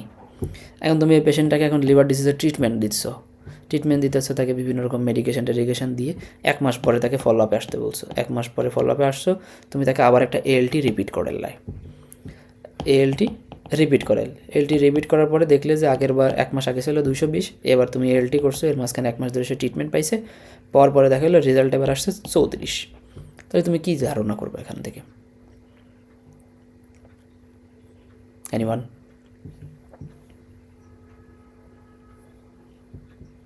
কেউ বলতে পারবা তুমি এখান থেকে কী ধারণা করবা? কেউ বলতে পারবা না? এখানে তুমি এটাই ধারণা করতে পারবা যে তার যে ডিজিজটা হয়েছিল বা আমরা যে ডিজিজটা সাসপেক্ট করছিলাম এবং যে ট্রিটমেন্টটা দিয়েছিলাম সেটা ভালো, তার ক্ষেত্রে ট্রিটমেন্টটা কাজ করতেছে এবং তার প্রগনোসিস গুড। তার মানে আমরা যেটা ডায়াগনোসিস করছিলাম সেটা রাইট ছিল, এবং সেই ডায়াগনোসিসের এগেইনস্টে আমরা যে ট্রিটমেন্টটা দিছি সেটা এই পেশেন্টের জন্য ইফেক্টিভ। তার কারণে পেশেন্টটার ক্ষেত্রে যেখানে 220 ছিল সেখান থেকে 34-এ নেমে আসছে, যদিও নর্মালে আসে নাই কিন্তু নর্মালের কাছাকাছি আসছে, তার মানে পেশেন্ট ভালোর দিকে যাচ্ছে। এভাবে আমরা কী করতে পারি, বিভিন্ন সময় ডায়াগনোসিস করতে পারি। তো এইখানে এই প্রগনোস্টিক টুলগুলো এভাবে আমরা ইউজ করি আর কি। এরপরে কিছু হচ্ছে থেরাপির ক্ষেত্রে। থেরাপিউটিক ক্ষেত্রে আমরা যেমন এই যে ধরো এমআইয়ের একটা পেশেন্ট আসলে আমরা স্ট্রেপ্টোকাইনেজ এনজাইম দিই বাইরে থেকে। তো আমরা বলে দিই যে পেশেন্ট যদি 12 ঘন্টার মধ্যে আসে, যে ধরো একটা পেশেন্টের এমআই হয়েছে, এমআই পেশেন্ট যদি 12 ঘন্টার মধ্যে হাসপাতালে আসে তখন আমরা তাকে স্ট্রেপ্টোকাইনেজ দিই। স্ট্রেপ্টোকাইনেজ দিলে আমার আর্টারির মধ্যে ক্লট হওয়াটা প্রিভেন্ট হয়। তো এমআই পেশেন্টের যেহেতু মায়োকার্ডিয়াল ইনফ্রাকশন, যেহেতু ব্লাড ভেসেলের মধ্যে ক্লট হয়ে গেছে, ক্লট হয়ে যাওয়ার কারণে পর্যাপ্ত পরিমাণ ব্লাড না যাওয়ার কারণে এমআই হয়। তখন আমরা স্ট্রেপ্টোকাইনেজ দিই, ওই ক্লটটা প্রিভেন্ট হয় এবং নতুন করে কোনো ক্লট হয় না, তৈরি হয় না। আবার ধরো যে ইউরোকাইনেজ দিই কী কারণে? এই ডিপ ভেইন থ্রোম্বোসিসটা প্রিভেন্ট করার জন্য। ডিপ ভেইনগুলো হলো আমাদের পেরিফেরির যে ভেইনগুলো থাকে, পায়ের ভেইনগুলো থাকে। এখন পায়ের ভেইনের মধ্যে ভেসেলগুলোর মধ্যে যখন ভেইনের মধ্যে যখন ব্লাড অ্যাকুমুলেট হয়ে জমে থাকে, ওই ব্লাডটার উপরে না আসে, ইনফ্রার ভেনা ক্যাভা দিয়ে উপরের দিকে এসে রাইট অ্যাট্রিয়াম পর্যন্ত যখন আর আসতে পারে না, তখন এখানে ডিপ ভেইন থ্রোম্বোসিস হয়ে যায়। এই থ্রোম্বোসটা যাতে মানে কোনো কারণে আমার হার্টের মধ্যে এসে বা এটা কোনো আর্টারির মধ্যে এসে যাতে আটকে না যায়, সে কারণে ইউরোকাইনেজ দেওয়া হয় এই থ্রোম্বাসটাকে মানে করার জন্য, লাইসিস করার জন্য। ঠিক আছে, তো আমরা বিভিন্ন সময় বিভিন্ন এনজাইমগুলো বিভিন্ন ডিজিজে দিয়ে থাকি আর কি। এটা থেরাপির ক্ষেত্রে ইউজ করা হয়। আমরা এটা একটা থেরাপিউটিক কাজে আমি ইউজ করতেছি। এমআই পেশেন্টের ক্ষেত্রে একটা করতেছি, একটা আমরা ডিপ ভেইন থ্রোম্বোসিসের ক্ষেত্রে করতেছি। এবার ধরো কিছু আছে থেরাপিউটিক টুল ফর ডিজিজ, সেগুলো আমরা কী করতেছি? Inhibitory enzyme. আমরা বিভিন্ন রকম ধরো ড্রাগ খাই। আমাদের গ্যাসের সমস্যা হলে আমরা কী খাই? ওমিপ্রাজল জাতীয় জিনিসপত্র খাই, ক্লোসেকটিল, সার্জেল, এরা সবাই কি ওমিপ্রাজল। তো এই ওমিপ্রাজল গ্রুপের কী করবে? এরা আমরা খাইতেছি, এরা যে আমার এই ইনহিবিটেড করতেছে এই এনজাইমটাকে, ধরো এই প্রোটন পাম্পটাকে ইনহিবিট করতেছে। প্রোটন পাম্প ইনহিবিট হইলে কী হবে না? এই যে হাইড্রোজেন আয়ন রিলিজ হবে না। হাইড্রোজেন আয়ন রিলিজ না হলে HCl ফর্মেশন হবে না। আর HCl ফর্মেশন যখন কমে যাবে, অ্যাসিডিটি কমে যাবে। তার মানে পেপটিক আলসার ডিজিজ, যাদের ক্ষেত্রে HCl রিলিজ হইতে হইতে আমার স্টোমাকের লেয়ারটা ধরো ডেস্ট্রয় হয়ে গেছে, তো তাদের ক্ষেত্রে আমরা বলি এই যে পিইউডি বলি আর কি, অর্থাৎ এটার আমরা বলি পিইউডি, পেপটিক আলসার ডিজিজ। তো তাদের ক্ষেত্রে আমরা কী করি? ওমিপ্রাজল খাইতে বলি। ওমিপ্রাজল খাইলে কী হয়? প্রোটন পাম্পটা ইনহিবিট হয়, অত বেশি HCl রিলিজ হয় না। তার যে আলসার হয়েছে, আলসারটা তখন কী হয়? অত বেশি তার গ্যাস্ট্রাইটিসের সমস্যা বা বুকে ব্যথার সমস্যা হয় না। অ্যালোপিউরিনলও সেম কাজ করে, এটা জেন্থিন অক্সিডাসকে করবে, এটা গাউটকে প্রিভেন্ট করবে। এরপরে আছে ক্যাপটোপ্রিল, এনারোপ্রিল, এসেনোপ্রিল, এরা কী করে? এসি ইনহিবিটর বলি এগুলোর আমরা, অ্যাঞ্জিওটেনসিন কনভার্টিং এনজাইম ইনহিবিটর। তো এরা কী করবে? এরা যে করবে হাইপারটেনশনটা কমে যাবে, ভেসোডাইলেট করবে। ঠিক আছে, এরপরে লিপিড লোয়ারিং এজেন্ট, যে সিম্বাস্টেটিন, তারপর সেটা লোবাস্টেটিন, এরা কি HMG কোয়ে রিসেপ্টর, এরা কী করে? এরা লিপিড লোয়ারিং এজেন্ট হিসেবে কাজ করে, যে হাইপার কোলেস্ট্রেমিয়া, তো কোলেস্ট্রলটা কমাই দিতেছে। সো এগুলো হলো বিভিন্ন রকম এনজাইম, যেগুলো আমার কী হচ্ছে? থেরাপিউটিক টুল অফ ডিজিজের ক্ষেত্রে আমার কাজ করতেছে। তার মানে এই ড্রাগগুলো যে কোন এনজাইমের অ্যাক্টিভিটিটাকে কমাইতেছে, কোন ডিজিজের ক্ষেত্রে এই এনজাইমগুলো কালপ্রিট, সেই এনজাইমগুলোর কারণে বা সেই এনজাইমগুলোর অ্যাক্টিভিটিটাকে আমি কমাইতেছি এই ড্রাগগুলোর মাধ্যমে। ঠিক আছে, তো এখানে বেশ কিছু জিনিসপত্র দেওয়া আছে। আর ল্যাবরেটরিতে আমরা ধরি যে PCR, DNA পলিমারেজ, এই জিনিসগুলো করি। তোমাদের PCR পড়ানো হবে, PCR-এর স্টেপগুলো পাবো। এখানে যে দেখবে যে DNA পলিমারেজ নামে একটা এনজাইম আছে, কাজ করা হয়। PCR সম্পর্কে হয়তো তোমরা অনেকেই জানো, তো সেখানে এই এনজাইমগুলো ইউজ করা হয়। ঠিক আছে, ল্যাবের মধ্যে আমরা বিভিন্ন রকম এনজাইম ইউজ করি। আবার ধরো একটা DNA থেকে তুমি একটা ডিএনএকে কাটার জন্য আমরা রেস্ট্রিকশন এনজাইম ইউজ করি। রেস্ট্রিকশন এনজাইম করে একটা স্মল পোর্শন DNA কেটে সেখান থেকে আমি আলাদা করে রেপ্লিকেশন, ট্রান্সক্রিপশন করার জন্য আমরা আলাদা একটা খণ্ড নিতে পারি আর কি। তো সেটার জন্য আমার কী হয়? আমি ল্যাবে কী করতে পারি? বিভিন্ন রকম এনজাইম ইউজ করি। সেইগুলো হলো জেনেটিকের ক্ষেত্রে। এটা জেনেটিক্সের মধ্যে যখন পড়ানো হবে, তখন দেখবা যে প্রত্যেকটা প্রসিজিওর বা প্রত্যেকটা সাইকেল বা প্রত্যেকটা মেকানিজম, এটা রান করার জন্য বিভিন্ন রকম জিনিস বা কাঁচামালের দরকার হয়। তো তার মধ্যে এরকম বিভিন্ন রকম এনজাইমও প্রয়োজন হয় আর কি। ঠিক আছে, অর্থাৎ ট্রান্সক্রিপশন, ট্রান্সলেশন, এরকম যে জিনিসগুলো আছে, এগুলো রান করানোর জন্য বা একটা প্রক্রিয়া বা এই মেকানিজম রান করানোর জন্য একটা করে এনজাইম বা একটা না মাল্টিপল এনজাইমও লাগতে পারে। তো এখানে কিছু কথাবার্তা ওখানে আসে আর কি। এরপর আছে আইসোজাইম, আইসোএনজাইম, কোএনজাইম, কোফ্যাক্টর। এই জিনিসগুলো আমরা আজকের ক্লাসে পড়বো না, এই জিনিসগুলো আমরা অন্য দিন পড়লেও হয়। বাট আপনাদের আরও কিছু টপিকস এখানে রয়েই যায়, কিন্তু ওইখান থেকে একটা টপিকস আছে, এটা আমরা বলেই দিই, এটার অন্য কোনো ক্লাসের জন্য রাখবো না। এখানে আছে isoenzyme. Isozyme are enzyme which are functionally same but structurally different. ওই আইসোটোপ টাইপের জিনিসপত্র, মানে ফাংশনালি সেম, মানে আইসোটোপগুলো তো দেখতে একরকম ছিল, কিন্তু এখানে আমার আইসোজাইমগুলো ফাংশনালি সেম বাট দেখতে আলাদা। তো ধরো এরকম একটা জিনিস আর এরকম একটা জিনিস, তো এটা হলো আমি A, এটা B, দুইটা জিনিস দেখতে ডিফারেন্ট কিন্তু এদের কাজ সেম, এটাকে আমরা বলতেছি আইসোজাইম। এরকম আইসোজাইম কী কী আছে কয়েকটা উদাহরণ জানলে হয়। তখন এই যে কিছু আইসোজাইম আছে, ঠিক আছে, ক্রিয়েটিনিন ফসফোকাইনেজ 1, 2, 3, এই জিনিসগুলো আপনাদের ইন ফিউচারে লাগবে। ভবিষ্যতে যখন আপনারা ক্লিনিশিয়ান হবেন তখন আপনাদের লাগবে। এই যে সিপিকে মানে অর্থাৎ ক্রিয়েটিন ফসফোকাইনেজ 1, এটা আমাদের ব্রেনে থাকে, 2 এটা আমাদের হার্টে থাকে, 3 এটা আমাদের স্কেলেটাল মাস এবং হার্টে থাকে। তা আমরা বিভিন্ন সময় হার্ট ডিজিজ ডায়াগনোসিস করার জন্য ক্রিয়েটিনিন কাইনেস বা ক্রিয়েটিন ফসফোকাইনেস এটা আমরা ল্যাবে দেখি যে ব্লাডে কী পরিমাণ আছে। তা আমরা বিভিন্ন রকম হার্ট ডিজিজের ক্ষেত্রে আমরা সবসময় কার্ডিও স্পেসিফিক করি হলো ক্রিয়েটিনিন ফসফোকাইনেস 2কে, কারণ এটা শুধুমাত্র হার্টেই পাওয়া যায়। দেখো 3টাও কিন্তু হার্টে পাওয়া যায়, কিন্তু এটা কার্ডিও স্পেসিফিক না। আমার ব্লাডে এই ক্রিয়েটিনিন ফসফোকাইনেস 3 বেড়ে যাইতে পারে, স্কেলেটাল মাসেল ব্রেকডাউন হওয়ার কারণেও বাড়তে পারে।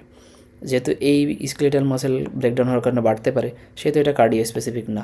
কিন্তু স্পেসিফিকলি কোনটা, ক্রিয়েটিনিন ফসফোকাইনেস 2, ওটা অলওয়েজ হার্ট থেকেই আসে। আর যেহেতু হার্ট থেকে আসে সেহেতু ওটাকে আমরা বলি কার্ডিও স্পেসিফিক। তো এরকম কিছু জিনিসপত্র আসে যে ক্রিয়েটিনিন ফসফোকাইনেস 2 এটা কার্ডিও স্পেসিফিক। তো কোনো কার্ডিয়াক ডিজিজে আমরা যদি ব্লাডে কোনো কিছু দেখতে চাই তখন আমরা কোনটা দেখব, ক্রিয়েটিনিন ফসফোকাইনেস 2 দেখব, CK2 বলি আর কি। তো এরকম কিছু জিনিসপত্র আছে। এখানে ল্যাকটেড ডিহাইড্রোজিনেস, এই যেখানে ল্যাকটেড ডিহাইড্রোজিনেস এটাও আমরা বিভিন্ন রকম আইসোএনজাইম, এটাও ডায়াগনস্টিক পারপাস আমরা ইউজ করে থাকি। এখানেও বেশ কিছু জিনিসপত্র আছে যেগুলো ধরো হার্ট থেকে আসে শুধুমাত্র, LDH1 LDH2 এরা শুধুমাত্র হার্ট থেকে আসে এবং আরবিসি থেকে আসে। কিন্তু আমি যদি কোনো একটা রোগ ডায়াগনোসিস করতেছি যেটা স্কেলেটাল মাসেল রিলেটেড, সেটা শুধুমাত্র 5 থেকে আসে। বাদ বাকি জিনিসগুলো দেখো লিভার, লাং, কিডনির 3টাই ক্ষেত্রে আসতেছে আমার LDH3 and 4। তো এইরকম জিনিসগুলো তোমরা, অর্থাৎ এই যে টপিকগুলো এখানে দেখাইতেছি, এই জিনিসগুলো ক্লিনিক্যাল বায়োকেমিস্ট্রির মধ্যে আবার পড়ানো হবে তোমাদের। এখানে যতটুকু পড়তেছো এই এনজাইমগুলোর নাম, এগুলো আপাতত যতটুকু আছে এটুকু জানলেই হবে, কিন্তু এর ম্যাক্সিমাম পোর্শনটাই তোমাদের জানানো হবে হলো ক্লিনিক্যাল বায়োকেমিস্ট্রি নামে একটা চ্যাপ্টার আছে, 6th কার্ড। জেনেটিক্সের পরে যে তোমাদের ওই কার্ডটা পড়ানো হবে, একদম লাস্ট কার্ড। তা আমরা ওই জিনিসগুলো পড়াবো একদম শেষের দিকে যে, কিন্তু ওইখানে আমাদের এই এনজাইমগুলো নিয়ে অনেক কথাবার্তা বলা হবে ক্লিনিক্যাল বায়োকেমিস্ট্রির মধ্যে। এখানে অনেক ক্লিনিক্যাল কথাবার্তা অলরেডি আমি বলে ফেলছি, এই কথাবার্তাগুলো ওইখানে তোমরা পাবা, ওইখানেও তোমাদেরকে এগুলো জানানো হবে, দেখানো হবে। তো এখান থেকে কত কিছু না জানলেও চলবে, এখান থেকে জাস্ট এনজাইমগুলোর নাম জানো যে এরা কি, এরা হলো আইসোজাইম। ঠিক আছে, তাহলে আইসোজাইমগুলোর মধ্যে যেরকম দেখতেছো কয়েকটা জিনিস, এরা আইসোজাইম। এখানে ল্যাকটেড ডিহাইড্রোজিনেস, এরা কিছু আইসোজাইম। এখানে তেমন অ্যালকালাইন ফসফেটেস, এরা আইসোজাইম। এই সেম যে কোএসিনথেটেস, এরা সবাইকে এক একটা করে নাম, এই নামগুলো জাস্ট একটু জানো, নামগুলো জানলেই মোর দ্যান এনাফ। এই ছিল তোমাদের এনজাইমের উপর আজকের লেকচার। কারো কোনো কোয়েশ্চেন থাকলে জিজ্ঞেস করতে পারো।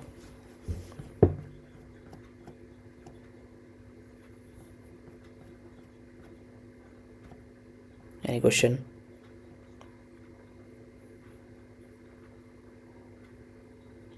কারো কোনো কোয়েশ্চেন নাই? কারো কোনো কোয়েশ্চেন না থাকলে দুইটা জিনিস বোঝা যায়, যে একটা হলো আপনারা সব বুঝছেন, আর নয়তো আপনারা কিছুই বোঝেন নাই। এখন আমি আশা করি আপনারা বুঝছেন। আপনাদের ভাইবার ডেটে আপনাদের ভাইবা হবে, আপনারা সবাই ভাইবার জন্য এই জিনিসগুলো পড়বেন। আর রিকোয়েস্ট থাকবে আপনারা সবাই একটু ভাইবাতে অ্যাটেন্ড করার। ঠিক আছে, আমি তো আপনাদেরকে ওভাবে কখনো জাজমেন্ট করি না, আপনাদেরকে বকাও দিই না বা কোনো কিছু করি না, কিন্তু আপনাদের ভালোর জন্য আইটেম নেওয়ার কথা বলি বা ভাইবা দেওয়ার কথা বলি। আপনারা এখন থেকে একটু ভাইবা দেন, এখন আপনাদের পড়াশোনার চাপ কম আছে। ঠিক আছে, তো আপনারা একটু ভাইবাগুলো দিবেন। এগুলো একটু কঠিন। আমি আবারও বলতেছি, জানি না কার কাছে কীরকম কী মনে হবে, আমার কাছে কখনোই বায়োকেমিস্ট্রি কখনো কঠিন মনে হইতো না, কিন্তু অনেস্টলি আমার এই 5 বছর ধরে পড়ানোর পরে আমি যত স্টুডেন্টের কাছে শুনছি, আমার কাছে মনে হয়েছে যে বায়োকেমিস্ট্রিটা বেশ, স্টুডেন্টরা অনেক বেশি মানে এটাই প্যারা খায় অনেক। তার একটা কারণ হলো কঠিন না, কিন্তু অনেক বেশি ইনফরমেশান এখানে আপনাকে মনে রাখা লাগবে, মানে এটা অনেকটা মুখস্থ টাইপ জিনিসপত্র এখানে বেশি। ঠিক আছে, অ্যানাটমি, ফিজিওলজি, ধরেন অ্যানাটমি আপনি বোনস টোনস এগুলো পড়বেন, দেখে দেখে বলে দিলেন, অনেক কিছু মনে আসবে, কিন্তু বায়োকেমিস্ট্রি জিনিসটা দেখে দেখে বলার কিছু নাই এখানে। এখানে আপনাকে সব জিনিস মেমোরাইজ করতে হবে, সব জিনিস মনে রাখা লাগবে, এবং এখানে মুখস্থ পোর্শনটা একটু বেশি। অ্যানাটমি যতটুকু পড়েছি ততটুকু অনুসারে, মানে যতটুকু ক্লাস করেছি মনে হচ্ছে অ্যানাটমিটা সহজ লাগছে, কিন্তু বায়োকেমিস্ট্রিটা আমার কাছেও কঠিনই মনে হয়েছে। এখন এটা এক একজনের কাছে এক একটা সাবজেক্ট কঠিন লাগে, এক একটা জিনিস লাগে। ঠিক আছে, তো ভয়ের পাওয়ার কিছু নাই, তবে বায়োকেমিস্ট্রি অনেক বেশি ইনফরমেটিভ। বায়োকেমিস্ট্রি, ফিজিওলজি দুইটা সাবজেক্ট অনেক বেশি ইনফরমেটিভ। এখানে অনেক কিছু আছে যে তোমাদের মনে রাখা লাগবে, প্লাস মুখস্থ করতে হবে। অর্থাৎ এখানে মুখস্থ পোর্শনটা বেশ, মানে বেশ বলতে গেলে আর কি অনেকটাই বেশি। আর বায়োকেমিস্ট্রিতে অনেকটা না, পুরোটাই বেশি। ঠিক আছে, বায়োকেমিস্ট্রিতে মুখস্থ অনেক কিছু করতে হয়। আর এখানে মানে বায়োকেমিস্ট্রি হলো অনেকটা সূক্ষ্ম সাবজেক্ট। প্রত্যেকটা দেখবা যে এখানে দেখো, আমি এখান থেকে যতটুকু যা পড়াইছি, মানে আমি যেই পেজটাকে বেশি ইম্পর্টেন্স দিয়েছি, দেখো এখানকার প্রত্যেকটা ওয়ার্ডের মধ্যে কিন্তু তুমি এখান থেকে কোশ্চেন করা যায় তোমাকে। এখান থেকে প্রত্যেকটা ইন্ডিভিজুয়াল লাইন থেকে তোমাকে আলাদা আলাদা কোশ্চেন করা যায়। তো এই জন্য আমি এখান থেকে ওই রকম কোনো কোশ্চেনও তোমাদের দেইনি, যে একটা পিডিএফ বানাইলাম আমি, একটা তোমাদের একটা এনজাইমের একটা পিডিএফ দিয়ে দিলাম, পিডিএফ দেওয়ার পর ওখান থেকে আমি লিখে দিলাম 50টা কোশ্চেন, তোমরা ওইটা পড়ে ভাবলে যে ও এই কটা পড়লে হয়ে যাবে। এই জন্য আমি পিডিএফ বায়োকেমিস্ট্রি থেকে দিইনি। তার দিয়ে মানে না দেওয়ার পিছনে একটা রিজন হলো যে আমি চাই যে তোমরা এই বইটা পড়ো আর কি। তোমরা এই এবিসিটা যদি কেউ ভালো করে পড়তে পারো, প্রত্যেকটা লাইন টু লাইন পড়তে পারো, মোর দ্যান এনাফ। এটাকে কনসাইজ করলে দেখা যাবে তোমাদের অনেক কিছু ল্যাকিংস থেকে যাবে। এই জন্য আমি তোমাদের ভালোর জন্য আমি এখান থেকে আলাদা করে আর পিডিএফ বানাই দিইনি। একটা ক্লাস থেকে দিয়েছি, দেওয়ার পর আমার কাছে মনে হয়েছে যে না, এভাবে না, আমি যদি পিডিএফ বানাই তোমাদের দেই, তোমাদের ভালো থেকে তোমাদের খারাপটা হবে বেশি। তোমরা ফার্স্ট ক্লাস যেটা বায়োকেমিস্ট্রি, আমার বায়োফিজিক্সের উপর যেটা পিডিএফটা দিছি, তোমরা অলরেডি দেখছো যে ওইখান থেকে আমি অনেক কিছু বলছি যে এখান থেকে পড়লে হবে না। তো আসলে পিডিএফের মধ্যে দিতে গেলে দেখা যাচ্ছে যে পিডিএফ আর এবিসি বইয়ের একটা পিডিএফ একই হয়ে যাবে। তো আলাদা করে পিডিএফ পড়ার থেকে আমি তোমাদের ডিরেক্ট একদম বই থেকেই দাগায় দাগায় পড়াইছি। তার কারণ হলো তোমরা যখন পড়বা তখন তোমরা ডিরেক্ট এখান থেকে দেখলে বুঝবা যে ও ভাই এটা এই লাইনটা বা এই জিনিসটা বোঝাইছে বা এখান থেকে দেখাইছে। তখন তোমাদের একটা ভিজুয়াল একটা ইমপ্রেশন অলরেডি বইয়ের উপর একটা তৈরি হয়ে যাবে আর কি। তো তোমাদের অলরেডি এখান থেকে দেখানো হয়েছে, তোমরা যখন পড়বা এই বইটা আবার যখন পিডিএফই পড়ো বা নতুন কিনে পড়ো, একই রকমই থাকবে, একই রকমই দেখতে হবে, তখন তোমাদের জন্য আরও ইজি হবে বিষয়টা। ঠিক আছে, তো যাই হোক তোমরা একটু পড়ো। হ্যাঁ বলো। গাইডে কি এর থেকে কম ইনফরমেশন নাকি বেশি ইনফরমেশন? গাইডেও এরকমই ইনফরমেশন। আমি গাইডের ছবিটাও আজকে তোমাদের তুলে দিয়ে দেবো, আমি গতকালকে দিতে পারিনি, আজকে তোমাদের দিয়ে দিব সব কিছু।